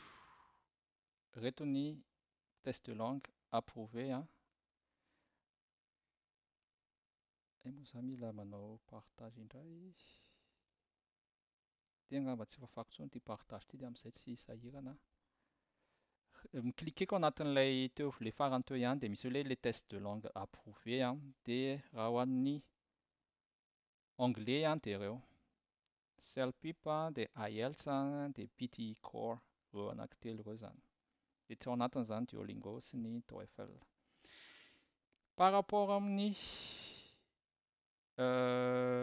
preuve de fond indray ah, afaka na tsy misy mouvement ary tsy manino, ny anay zao natao tanatina compte d'épargne dia nijanona atao fotsiny ilay vola. Tsy nikitihana atao ilay vao maika ilay izy moa générer intérêt avy eo.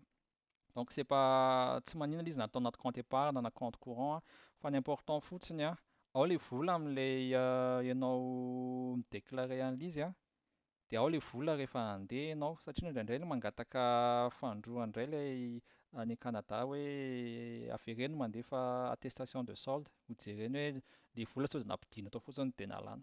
Rehefa une fois tonga aty Canada zany ianao no mety hoe afaka alanao ilay vola fa raha mbola tsy tonga aty Canada dia aleo hijanona ao ilay vola. Mety afaka asianao mouvement tsy misy olana mihitsiny fa ilay minimum aleo mijanona ao anatinao ihany.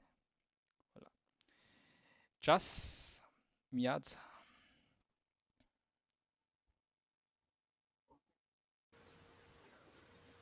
Oui. Ok. Miarahaba monsieur Merad, miarahaba antsika rehetrarehetra. Ny fanontaniako ny anankiray aloha izany mbola misy fanontaniana kely eo amin'ny resaka preuve de fond teo. Raha ohatra dia izany ka tapitra ary ilay enim-bolana satria ny hoe approvisionnement mandritra an'ilay enim-bolana. Hoy ianao teo misy roa taona tsy mahita asa dia ahoana izany ny ataon'ilay olona rehefa tonga any? Dia ny fanontaniako anankiray hoe ilay asa ve tsy possible hoe mahita asa ianao izany mitady asa avy aty izay vao manao an'ilay demande sa tsy maintsy hoe mandeha aloha dia vao mitady asa. Dia ny farany ny resaka ticket ny inona moa izany ny saran-dalana. D'accord. Ticket tonga dia efa aliko mialoha raha ohatra ka par rapport amin'ny billet d'avion anay 10 mianaka tamin'ny niainga tamin'ny janvier 2024 contexte an'ilay izy mois de décembre izay no nividy an'ilay billet ary janvier 2024 any ho any zany fin janvier 2024 somary atao hoe saison passe. Donc izany hoe plus ou moins mety hoe anisan'ny mora Ethiopian Airlines zany nandesany nakaty Toronto Windsor, tonga taty Windsor mihitsy ilay avion teo amin'ny 21 millions d'ariary teo zany izay 10 mianaka. Aller simple no billet d'avion vidiana satria ianao tonga dia mijanona aty. Izay zany par rapport amin'ny ticket dia par rapport amin'ilay ara-bola indray efa misy mamaly kely io miora velosamy tsy voatery résident permanent fa raha mahita asa ihany koa na koa hianatra anisan'ny lalàna fa tsy misy tsara noho ny RP. Oui, tout à fait. Les vola pendant 6 mois raha ohatra ka lany dia afaka mangataka izay mahafinaritra aty amin'ny Canada ianao afaka mangatangataka kely any amin'ny fanjakana any hoe izay sahirana izay ny vola ananay tena efa ambany be mihitsiny dia ameny subvention ianao ameny fanampiana kely ianao mandrapahatonga anao hoe mahavita tafarina ao anatin'izay fotoana izay. Raha ohatra zany ianao ka hoe tena hoe sahirana be dia misy an'izay fomba anankiray izay misy fomba anankiray ihany koa amin'ilay teneniko hoe afaka manohy fianarana ianao fa mahazo subvention fianarana azonao arakarak'ilay fianarana ataonao dia misy vola tsy averinao amin'ny fanjakana dia misy partie an'ilay vola prêt averinao any amin'ny fanjakana.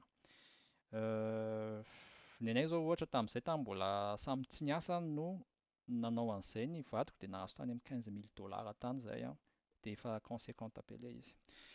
Misy fidiram-bola ihany koa par rapport amin'ny zaza azonao avy any amin'ny fanjakana dia zaza latsaky ny 20 taona par rapport amin'isany par rapport amin'ny fidiram-bolanao dia misy allocation ameny anao ihany koa isam-bolana.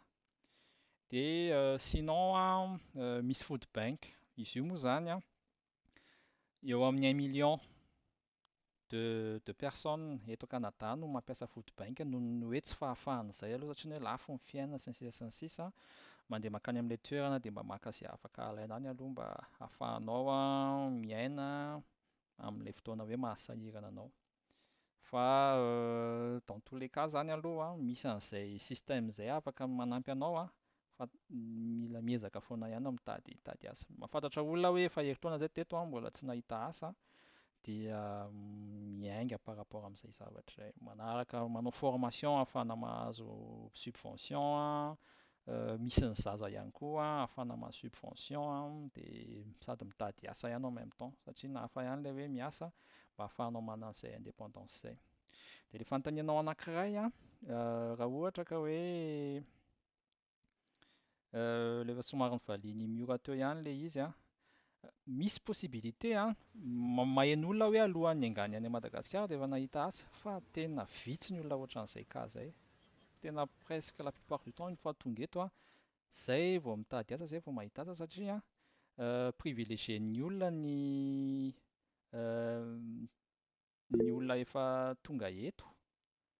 Izany hoe tsy manahirana an zareo ny mbola hanafatra an'ilay olona raha ohatra ka hanao recrutement zareo. Vao mahita zareo efa eto ilay olona dia manome chance kokoa raha ohatra hoe résident permanent donc afaka miasa, manome chance kokoa an'ilay olona hiasa noho n'ilay hoe mbola vao hiainga any tsy hay raha ho avy na tsy ho avy sy ny sisa sy ny sisa. Donc ambony kokoa ny probabilité ahitanao asa raha ohatra ka hoe efa une fois tonga aty fa tsy manaka an'izay hoe dieny miainga any dia afaka efa manomboka mijerijery any amin'ny LinkedIn, Indeed izay hoe afaka hoe manome asa izay. Dia amentsika ny Tony ny fitenena dia avy eo amentsika ny Dina.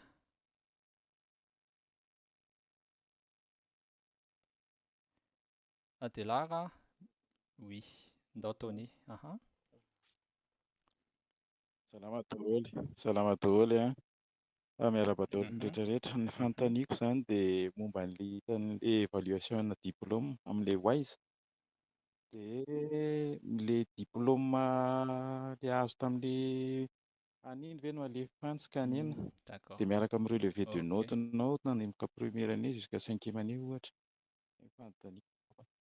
Dia fanontaniako faharoa hoe raha manomboka izany izao manomboka mamorona ilay dossier, inona no tsaratsara kokoa, ilay manao test langue ve sa ilay manao ilay testany diplôme izay? Dia ilay manao an'ilay équivalence de diplôme aloha voalohany. Ny antony dia satria iny manana 5 ans de 5 ans ny expiration an'iny. Fa ny langue 2 ans eo dia tonga dia efa dia tapitra ilay izy. Dia du coup zany ny tena tsara manao an'ilay l'équivalence de diplôme dia avy eo mandeha milalana eo ny langue. Iny ihany koa tsy inona maharitra 2 volana minimum izay vao azonao ilay rapport an'ilay izy. Dia reto avy ny organisme afaka andehananao. Ny hiditra tanatin'ilay teo dia ny cliquer an'ilay izy tsy haiko raha hitanao ilay izy, nefa nataoko partage teo. Dia ity ilay OS anteneniko, World Education Services. Io no fataonay fa misy manao an'itony ihany koa fa tonga indray elaela vao mamaly. Fa ny ankabeazan'ny olona tia lafolafo kokoa fa haingankaingana kokoa. Dia afaka cliquenao ilay izy dia ao izy manazava ny ohatran'io. Manazava hoe izao no tokony ataonao sy ny sisa sy ny sisa. Dia vakianao ilay izy. Vao manomboka ilay izy mody atao amin'ny teny frantsay ohatran'izao fa rehefa avy eo ilay izy dia mivadika teny anglisy ho azy ilay izy rehefa any ambadika any.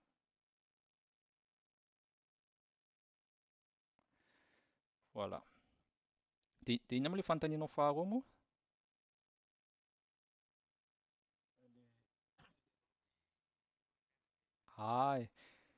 Dia ao anatiny ao ilay izy no miteny anazy izy hoe ina avy ny zavatra iandrasany. Fa raha ny fitadidiako anazy dia ohatran'ny tokony ho alefany daholo angamba ny note rehetra. Tsy mandefa original satria ny fahatongany dia tsy tafaverina intsony. Ny diplômanao original izany tsy alefany. Voilà. Oui, Dina.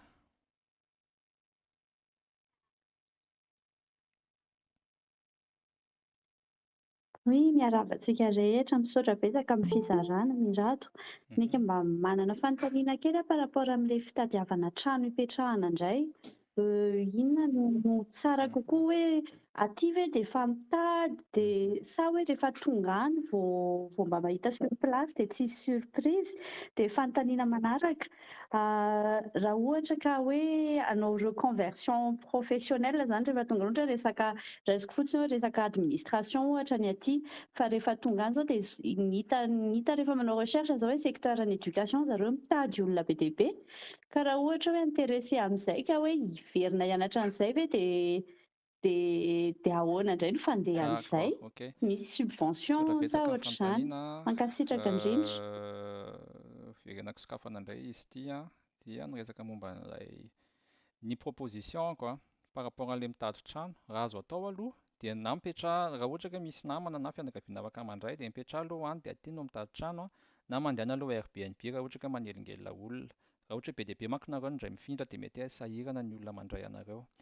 Ny antony dia tsotra be araka ny teneninao teo ihany hoe indraindray sao dia ialana amin'ilay surprise fa surtout tena kelikely ny chance hoe miainga avy any no mahazo an'ilay trano satria ny tompo-trano dia tsy mampanofa trano raha tsy efa tena à 99% ny cas raha tsy efa hitany ianao dia tena hoe mandresy lahatra ianao hoe manam-bola izay afaka mandoa ny hofa-trano satria na hozy izy hoe immigrant vao tonga dia ahoana nanam-pofona fa hoe handoa ny hofa-trano ianao ahoana nanam-pofona fa manana fidiram-bola ianao tsy nangatahany lettre d'emploi tsy manana ianao angatahany référence tsy manana ianao vao tonga dia donc somary resaka négociation ilay izy dia samy manana négociation fa misy olona mahavita hoe tonga dia mahay mampiresaka tsara eo dia bon.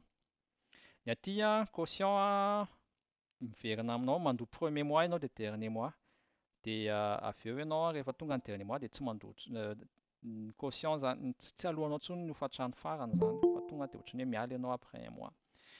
Dia misy négociation ilay izy raha ohatra zany ka vao tonga dia indraindray ianao anontaniany hoe mety tsy maintsy voatery hiteny kely hoe somary manindry kely zany hoe ao fa tonga dia alohanay ny 3 mois ohatra na 6 mois ohatra mba ahafahana mahazo an'ilay trano tsy na ilay tompo-trano ny ilainy dia hoe assuré hoe afaka mandoa hofa-trano ty olona ty satria na aty misy olona tsy mandoa hofa-trano dia mampikizitina an'ilay tompo-trano dia avy eo mampiady ilay izy sy ny sisa sy ny sisa dia avy eo fotsiny tsy maintsy mifanaraka tsara en principe tsy eken'ny lalàna ilay hoe mandoa plus ny hoe premier mois sy dernier mois fa raha ohatra ianao ka tsy maintsy hoe mandresy lahatra dia tsy maintsy voatery manao kely an'izay zavatra izay. Dia donc izany proposition que tongava aloha aty dia aty no mijery mandresy lahatra hoe ao fa izay no hofa-tranao aminareo izay manana capacité manao an'io.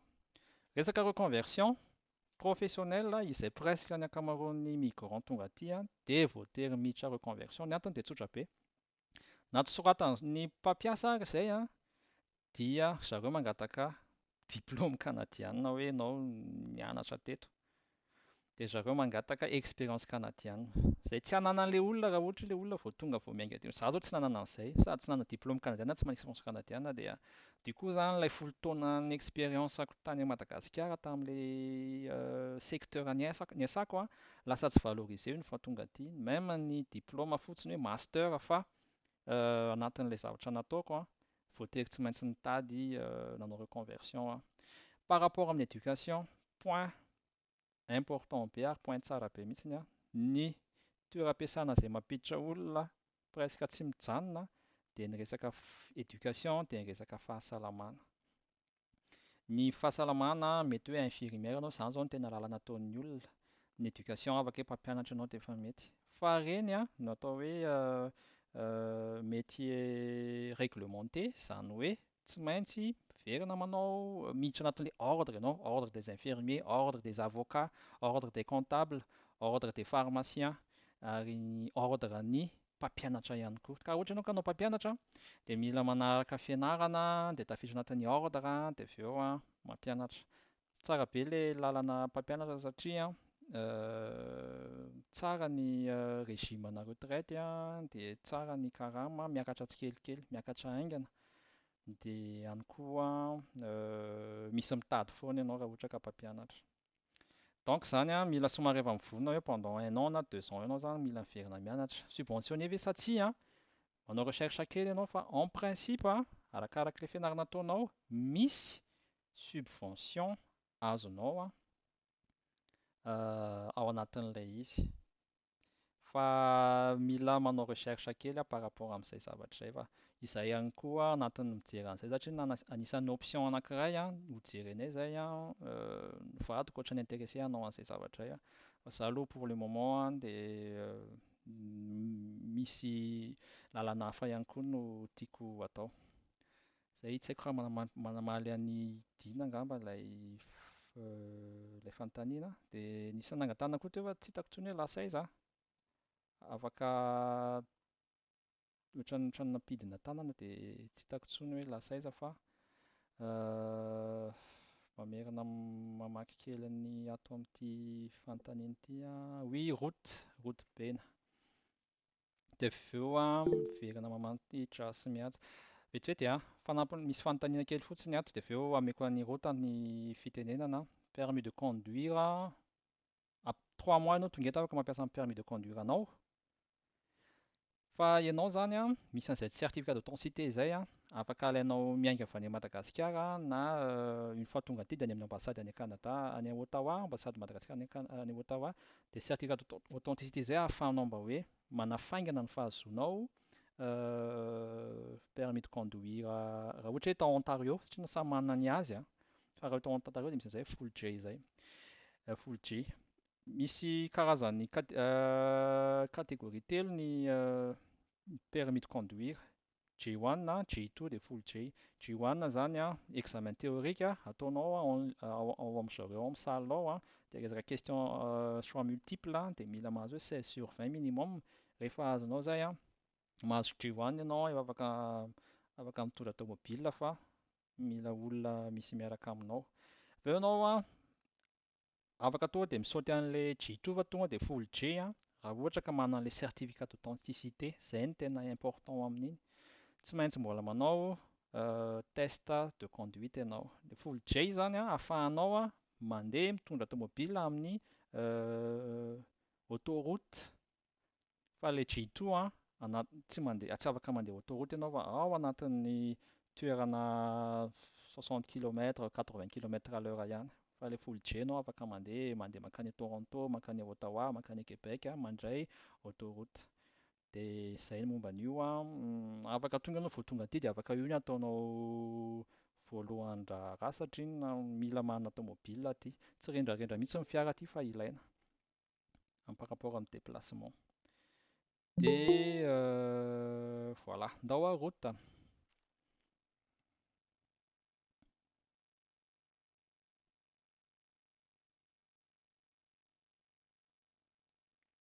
Ok, mandreva tonga amin'ny fanontaniany route dia misy an'ilay fanontaniany oui, verina amin'ny Jas tsika dia avy eo mandeha mankany amin'ny Karsia avy eo.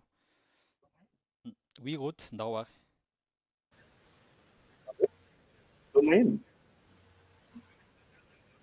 Salama tompoko. Ny fanontaniako mikasika an'ilay banky ametrahana an'ilay vola le minimum de revenu. Oui, Iny Madagascar. banky iny banky eto Madagasikara sa banky any Canada no kafana ilay compte. Dia manaraka mikasika an'izay ihany koa hoe ahoana ny fomba ahafahana manao retrait international n'ilay vola rehefa tonga any sa hoe transfert Nenay anatin'ilay compte nataonay manokana mandataire ny reniko dia avy eo nanao transfert avy any compte BMO iny ianay dia natao transfert. Rehefa sokatra ny compte tety Canada dia natao transfert avy any BMO iny nakato amin'ny compte. Izay nanaovanay anazy. Tsy misy saorana. Oui, Karsia. Misaotra tompoko.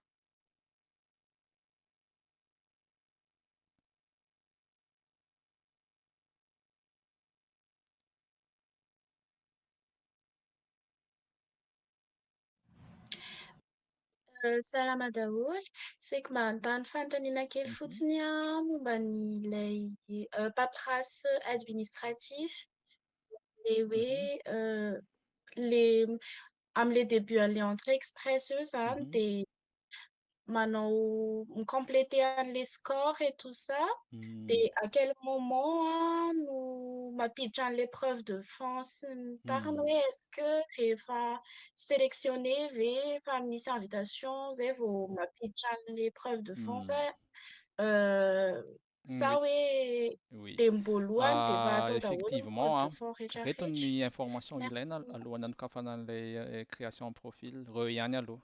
Mbola tsy mila preuve de fond eo. Même na tsy manana an'ilay preuve de fond ianao amin'io fotoana anaovana ny création de profil io dia tsy maninona mihitsiny. Par contre raha efa mila ataonao ny estimation an'ilay vola. Tena hoe bon 20 000 ny anany ao. Ataonao mitovy amin'iny fotsiny, mitovitovy mifanakaiky an'iny fotsiny rehefa anao amin'ilay izy. Fa rehefa mahazo an'ilay extraction, ilay invitation ianao zay ianao zay vao raikitra amin'izay. Manana 60 jours ianao mampiditra ny preuve de fond, mampiditra ny taratasy administratif rehetra, ny bulletin numéro 3 sy ny sisa sy ny sisa. Note par rapport en certificat de police, raha ohatra ianao ka mipetraka anaty firenena anankiray plus de 6 mois dia tsy maintsy maka certificat de police ihany. Dia efa ao anatin'ilay site web miteny hoe raha ny Royaume-Uni dia inona ilay izy, raha ny Suède dia inona, raha ny Madagascar dia bulletin numéro 3. Fa za moa mipetraka plus de 6 mois tany Royaume-Uni dia tsy maintsy nangataka tany koa dia nahazo an'ilay izy un mois teo no nahazoako anazy. Voilà. Dia donc zany ny taratasy zany sy ny document rehetra zany une fois mahazo invitation ianao zay vao mampiditra an'ireny ny preuve de fond sy ny sisa sy ny sisa amin'io fotoana io zay vao ampidirina. Ok. Dia lasa nisy fanontaniana indray tato Rodi mahakasika an'ilay resaka fianarana ihany raha efa manana master en comptabilité finance ohatra dia mety possible ve raha io ihany nanaovana formation ary azona diplôma sa tena sasatra be izay, merci. Oui, afaka tohizinao amin'io ka tsy misy olana mihitsiny fa io zao métier réglementé dia tena tsy maintsy mila tafiditra anatin'ny ordre ny comptable ianao raha ohatra ka hoe comptabilité aty Canada dia afaka tohizinao io. Raha ozy ianao hoe tena efa tsy aleoko za hanova zavatra hafa mihitsy dia afaka manao zavatra hafa ihany koa, manao formation zavatra hafa, tsy maninona.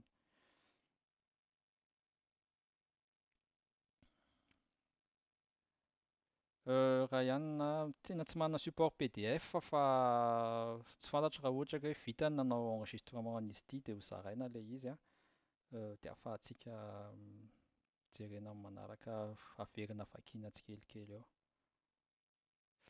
Karina nanontany hoe ahoana sy ahoana ny démarche amin'ilay mangataka subvention na prêt azafady dia misy critères ve raha ohatra hoe étudiant, résident temporaire, merci. Par rapport amin'ny résident permanent zao no resahako fa tsy mitovy ny cas amin'ny étudiant sy ny résident temporaire eny tsy dia tena voafehako loatra fa ny résident permanent afaka manampy ilay service communautaire ilay resahako taminareo ilay hoe centre communautaire reny. Zay zao tao amin'ny centre dia reny afaka zay zao tao amin'ny lasiny hoe vetivety Windsor. Tamin'izay taty dia tao amin'ny collège boréal tao zay nangataka information ahoana ny atao dia izy nanoro hoe zao ny fika vehivavy avy any tsy tadidiko avy any Afrika izy francophone dia nahafinaritra be ny fandraisana anay mivady tao dia izy hoe afaka misy subvention anie manaova an'ity formation ity dia mahazo subvention ianao dia sy ny sisa dia izay nataonay, nataon'ny vadiko moa zany. Avy eo zany nanao koa fa fianarana micro credential anaran'ilay izy ohatran'ny hoe ny vadiko tena hoe lavalava dia betsabetsaka ny vola azo. Fa ny anahy sady efa niasa dia donc du coup lasa subventionné à 100% dia bon. Fa izay ilay izy fa ny ilaina foana ilay izy mba mahazo ohatran'ny hoe certificat na diplôme canadiana dia mba manampy anatin'ilay izy. Oui, verina manontany jasa dia avy eo mentsika anjara.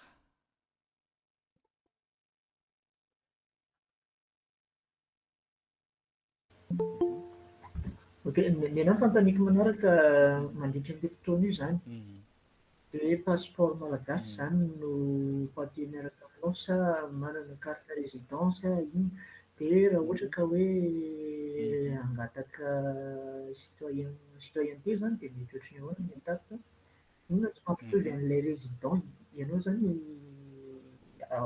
immigrant ianao ivelana Ianao kely a izy mila ity a. résident ao, ina tsy Ny mampitovy tsy anazy mampitovy dia amin'ny citoyen. résident permanent sy ny citoyen a dia tsotra be a.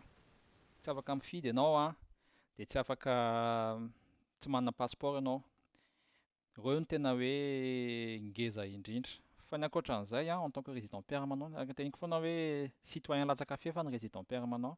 Résident permanent ianao a, subvention, mahazo fanampiana any amin'ny fanjakana ho an'ny zaza, mahazo inona koa, mahazo carte de santé gratuit ny fampianarana sy ny sisa izay azon'ny citoyen rehetra dia azonao a, sauf fa ianao tsy afaka mifidy dia tsy manana an'ilay passeport.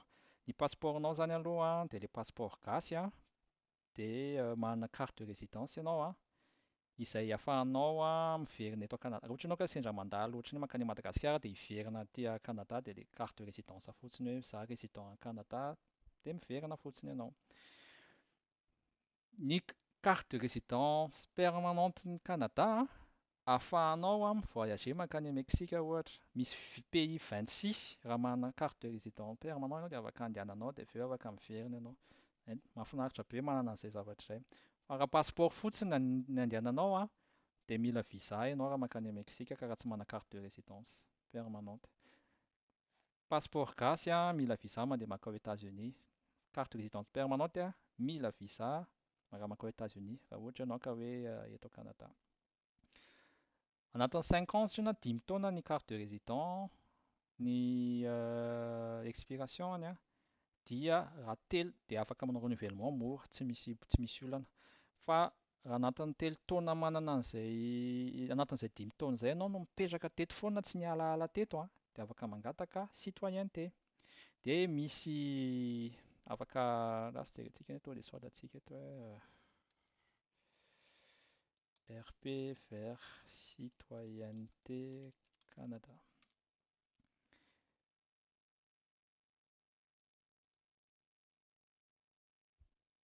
Misy étapy arahanao fa en général ilay izy eto izy tsy tonga dia manazava ilay izy fa misy test mila ataonao, testan'ny histoire ny Canada. Donc zany mila miomana an'izay a, misy point mila enjehanao hoe fantatrao hoe momba ny Canada. Dia misy test de langue. Dia avy eo manao mety misy entretien dia tsy haiko mandoa ny frais sy ny sisa dia avy eo tsy haiko après 6-7 mois eo ianao dia mivaly ilay izy a, dia manao fianihanana ianao dia lasa citoyen canadienne dia voilà. Après 3 ans ianao mipetraka eto izany dia afaka miditra amin'izay démarche izay.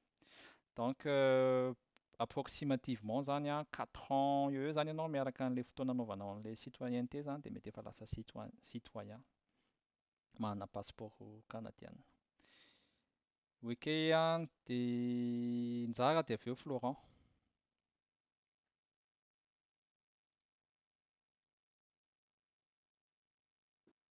Haly Madagasikara rehetra.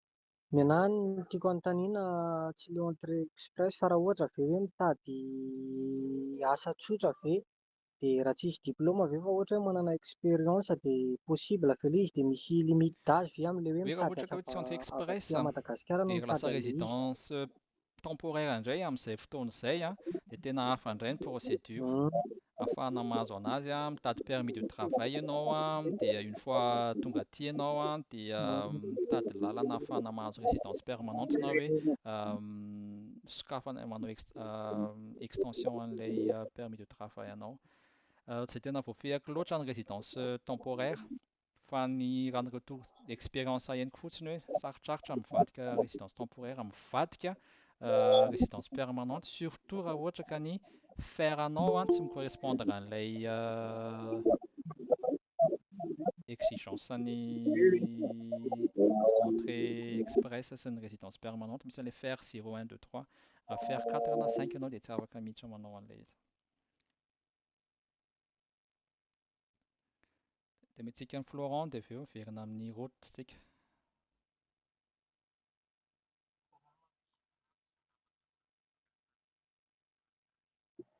Salama monsieur Mirado, salama daholo. Misaotra tamin'ny partage. Ny questionko par rapport amin'le resaka preuve de fond teo.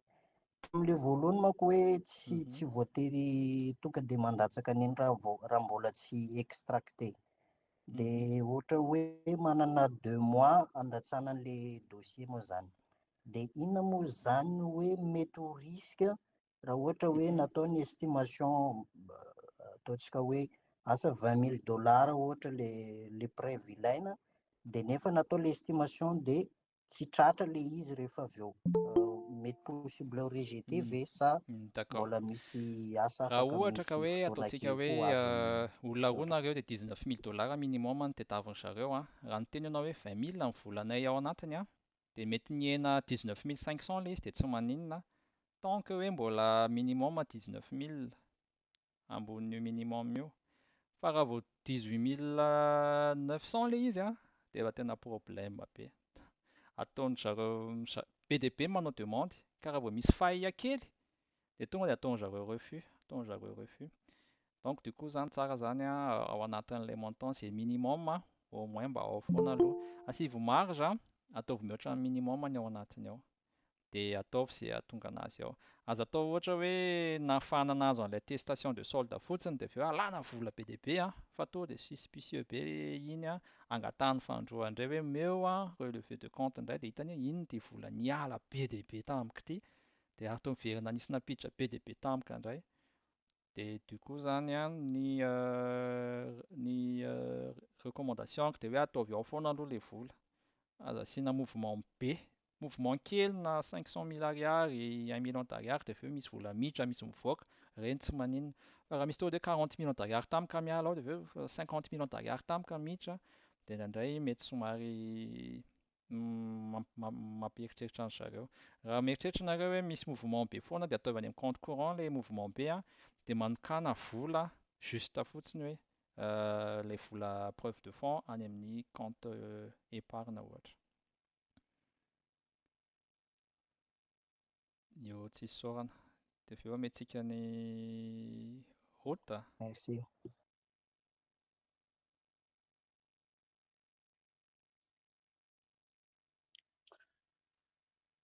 Ny fanontaniako mikasika ny resaka fomba fitadiavana asa rehefa tonga any.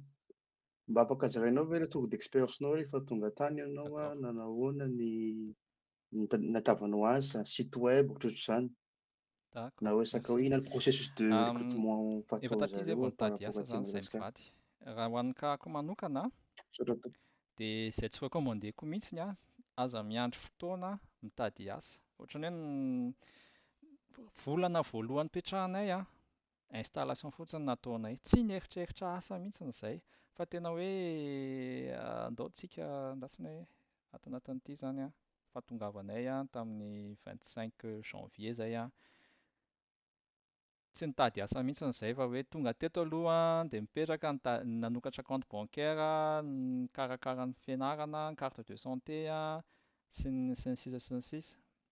Iray volana zany izay a, tsy nitady asa dia avy eo nanomboka fin janvier zay tonga, fin février vao nanomboka nametraka CV. Fin février nametraka CV a, efa tany amin'ny 17 tany ny CV napetrako. Mbola vitsy izany fa ny olona ho 100 CV a, ho 200 CV a. Dia tan'izay CV 17 napetraka izay a, anaky 2 na 3 a no nisy retour hoe hanao interview. Dia mois d'avril ny interviewako voalohany aloha asa ivelan'ny Windsor mihitsy ary ambony be, ary amin'ny nord-ouest ary.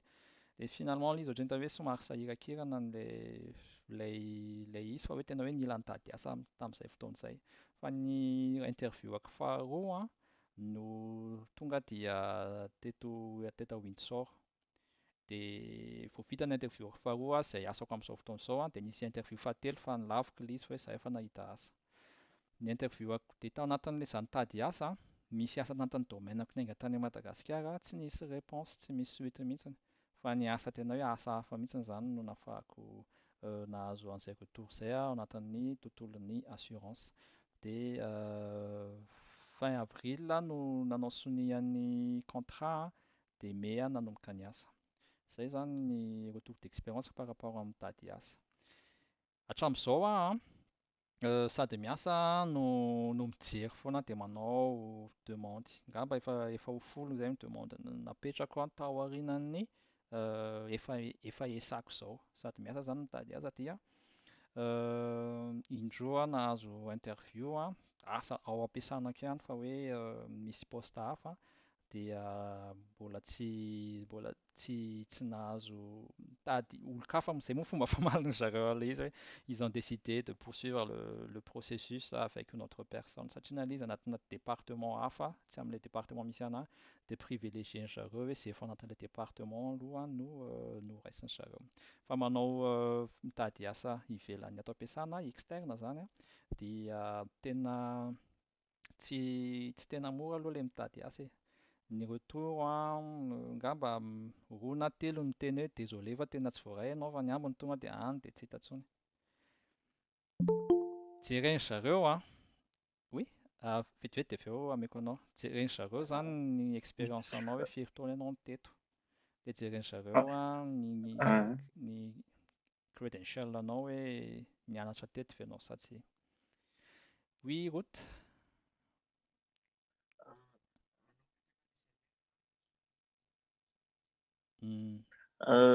Anao metraka ny CV Misy zany an'ilay sur fichier emploi LinkedIn zay ve sa hoe misy izay site afaka spécial arahanao canadienne? ny mpampiasa rehetra, mametraka profil anao dia misy mpampiasa mangataka anao hoe manaova m'inviter anao hoe postuler ao anatin'ilay izy. Fa angamba tsy dia tena nampiasa loatra an'izay fa LinkedIn nahitako an'ilay asako amin'izao fotoana izao. Dia misy groupe ao amin'ny Facebook ihany koa hoe asa eto Toronto, Ottawa, eto Ontario, miteny frantsay na ohatrohatran'izany. Dia misy hoe momba ny resaka sport fotsiny tamin'ny tontolon'ny sport azoko ny hoe inona ny asa eto a Canada isan'andro mahazo mail foana. Donc zany jereva fa misy asa foana, tsy betsaka fa misy dia surtout combat be ilay izy satria na be dia be ny migrant. Tsy hoe manan-kivy fa tonga dia miteny anareo hoe izay ny zava-misy aty amin'izao fotoana izao. Izay mahatonga an'ilay taux de chômage nampisehoaka ireny aty Windsor manokana tena ambony ilay izy satria momba an'ilay tarif eto akaikin'ny Detroit, izay eto akaikin'ny USA dia somary misy impliqué ny secteur immobilier be dia be ny tonga dia tsy hanasa tampoka teo dia tsy mora mitady asa. Fa andalovana ilay izy dia tsy maintsy hatrehana ilay izy, ianao koa tsy voatery hoe ilay asanao taloha zany dia tsy maintsy tonga dia mitohy an'iny fa tonga aty misy mahavita an'izay satria na tadiavin'ilay olona eto ny compétence anao sy ilay fahaizanao sy ilay hoe vitsy ny olona manao an'ilay izy eto. Fa misy kosa somary sarotsarotra dia voilà.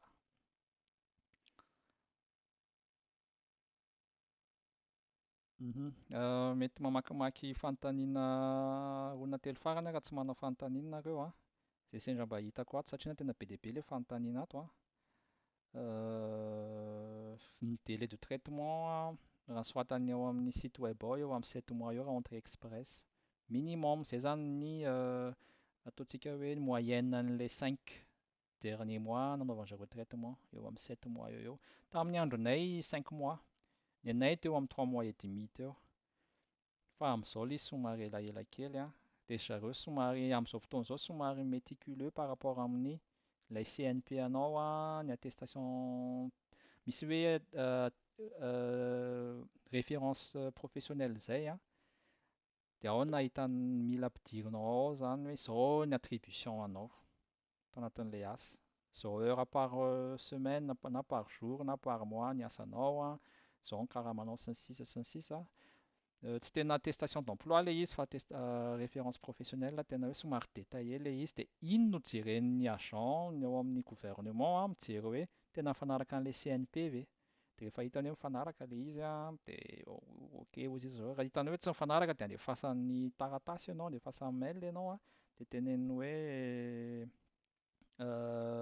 mila preuve supplémentaire izay na teneny hoe tena ohatran'ny tsy mifandraika loatra nataonareo copier-coller tao amin'ilay site webnay ilay zavatra nisoratanareo tao anatin'ilay référence professionnelle dia refusenay ilay izy. Resaka CNP anankiray Dia ny faharoa ny resaka preuve de fond, io koa tena sensible be, ataovy sérieux tsara, matotra tsara manao an'io fa io koa tena mahatonga ny refus be dia be. Misy ilay hoe tena juste mametraka fond dia avy eo alany ilay izy dia avy eo mangataka fandroa indray ilay olona RCC hoe mevò compte manaraka indray dia efanao tsy tantsony ilay vola dia voilà. Dia ireo izany mila atao matotra tsara amin'ireo zavatra anankiroa ireo. Nisy fanontaniana tato miresaka alohan'ny hanomezana ny CARSIA, ilay hoe alefa DHL ny taratasy ho an'ilay équivalence du diplôme raha ho an'ny WES, alefa any. Fa tsy alefa any fotsiny original. Jereo tsara fa misy information resahany ao amin'ny WES, ao amin'ny site web ny zareo manazava tsara ny etapy dia arao tsara ilay izy. Oui, CARSIA.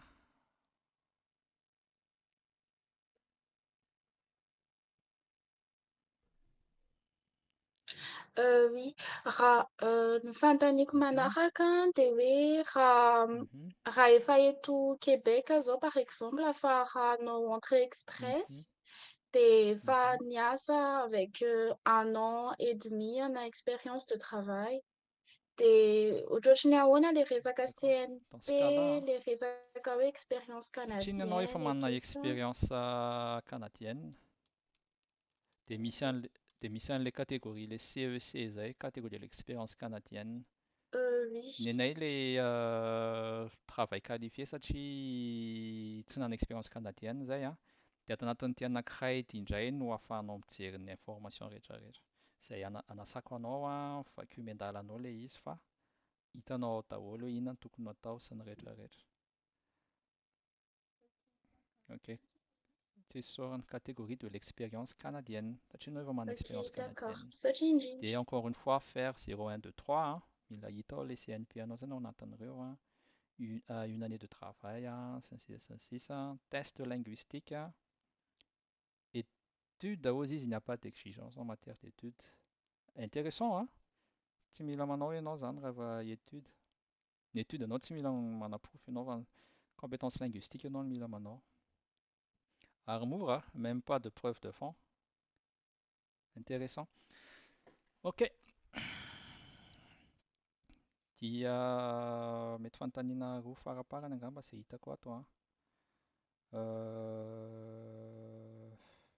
Ralson Julien hoe tsy maintsy résident permanent ve ny lalana rà na raha avy aty Matana? Non, tsy voatery ka fa io fotsiny recommandeko satria na io no manamoramora ny fiainana. Tsy mora manao an'ilay entrée express, misy exigence be sy ny sisa fa io manamora ny fiainana rehefa eo amin'ny fahatonga aty.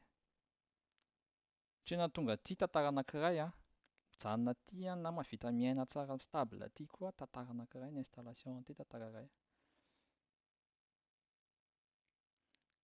Samsou Miadel, salama tokizy daholo, ville tena mandray demande entrée express, merci. Non, lisy tsy misy hoe iza ny ville mandray fa ianao no misafidy andeha ho aiza ianao. Raha ohatra ka entrée express ilay misokatra ho an'ny rehetra zany ka tsy programme hoe nomination provinciale dia afaka mandeha amin'izay ville tianao aleha ianao rehefa tsy Québec fotsiny. Fa efa nazavaiko teo ilay critère hoe ahoana no ahafahana misafidy an'izay toeran'izay. Ialana tsiny aloha fa tena tsy afaka jereko raha ohatra hoe nety ilay enregistrement fa nanao enregistrement dia hozaraiko ao amin'ny pageko ilay izy ao anatin'ny groupe ihany koa fa raha ohatra ka tsy possible ilay izy dia tena ialana tsiny amin'ilay izy. Dito angamba ny fanontaniana farany valiako Miora Velson, manahoana ny adaptation an'ny ankizy raha avy aty amin'ny francophone mankany amin'ny anglophone ohatra hoe Québec mankany Ontario, Windsor ve tena 100% anglophone. Ny eto Canada dia isaky ny ville tsirairay avy dia misy fianarana francophone foana. Tena hoe ezaka tsy maintsy ataon'ny gouvernement canadian izay hipromouvoir ny langue officielle anankiroa na dia hoe vao ivelan'ny Québec ary dia manjaka ny teny anglisy. Windsor dia du coup zany ianao zany raha ohatra hoe mandeha mankaty Windsor na mandeha mankany Toronto na Ottawa na any Saskatchewan na any Victoria sy ny sisa dia misy école francophone afaka mandray anao raha ohatra ka hoe tianao tohizina amin'ny teny francophone ny zanakao. Point positif be ny olona bilingue. satria mety hoe manana chance kokoa mahita asa ho ana bilingue. Ny Windsor ve tena 100% anglophone? Tena vao miala sarotra ny tenenako hoe 100% satria na misy francophone eto. Fa izay francophone eto tsy maintsy miezaka miteny anglisy, manao formation sy ny sisa sy ny sisa. Satria ny asa 100% francophone eto tena tsy mahita fa na anatina toeram-piasana hoe francophone centre communautaire ary tsy maintsy mahay teny anglais ianao satria misy interaction ataonao amin'ny teny anglisy amina olona hafa na ohatra hoe institution hafa. Fa mety hoe 80% ianao miteny frantsay ao anatin'ilay toeram-piasana dia ianao sy ny toeram-piasanao miteny frantsay fa vao mivoaka ao ianao mankany amin'ny dokotera ianao miteny anglisy, mandeha mankany miresaka ny any am-pianarana ianao raha ohatra ka tsy mianatra miteny zanakao miteny anglisy, miantsena ianao eo amin'ny guichet ianao miteny anglisy sy ny sisa sy ny sisa. Dia voilà. Vao miala ny Windsor izany dia tsy afaka lazaina hoe misy francophone. Tsy afaka lazaina hoe francophone fa anglophone fa misy ezaka be hoe mba ahafahana manohana ny francophone. Dia izay no izy misaotra betsaka antsika rehetra, tena efa ho adiny roa antsika niaraka teto dia hinoko fa nanampy anareo izay fotoana izay.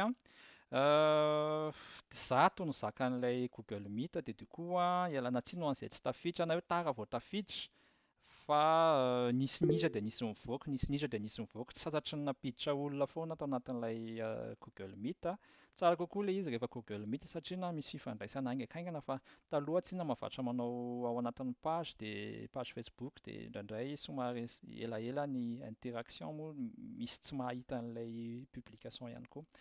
Na manaraka raha ohatra hoe misy ny fahafahana indray dia manoratra eo ihany miteny hoe mety misy ny partage manaraka fa dia mirary soa antsika rehetra raha ohatra ka misy te hanoratra dia aza misalasala any amin'ny MP sy ny sisa sisa raha misy te hanao fifampiresahana mivantana ka hoe mifandraika manokana ohatra hoe raha hoe Windsor manokana no te haka information supplémentaire dia aza misalasala manantona dia afaka miresaka tsika amin'izay sehatra izay. Sinon recommandeko miditra ao anatin'ilay ito anankiray ito miditra ao anatin'ity groupe anankiray ity dia miditra ao anatin'ilay groupe anankiray ihany koa. Voilà. Atonao afaka manontany izay tianao anontaniana rehetra fa misy miezaka mamaly anao eo. Jereo fotsiny rehefa mametraka fanontaniana ao dia asivan'ity hashtag ity amin'izay mba ahafahana manaraka hoe ohatra zao entrée express ny dikan'ilay fa 773 000 poste ny ato dia afaka hitanao daholo momba ny rehetrarehetra ao anatiny ao. Hitanao fa manamora fiainana be ilay izy. Raha vao tsy misy an'iny koa ianao dia tsy eken'ilay admin ilay izy hoe mampiditra ao. Eto zao misy resaka fantina momba ny preuve de fond. Hitanao hoe intéressant be ilay izy. Misy resaka momba ny Québec. Ato misy resaka momba ny Québec. Inadmissible, dépôt passeport, RP, sy ny sisa sy ny sisa. Preuve de fond, conseil. Ok? Zay, dia mirary soa antsika rehetra. Veloma daholo dia manaraka indray. Veloma.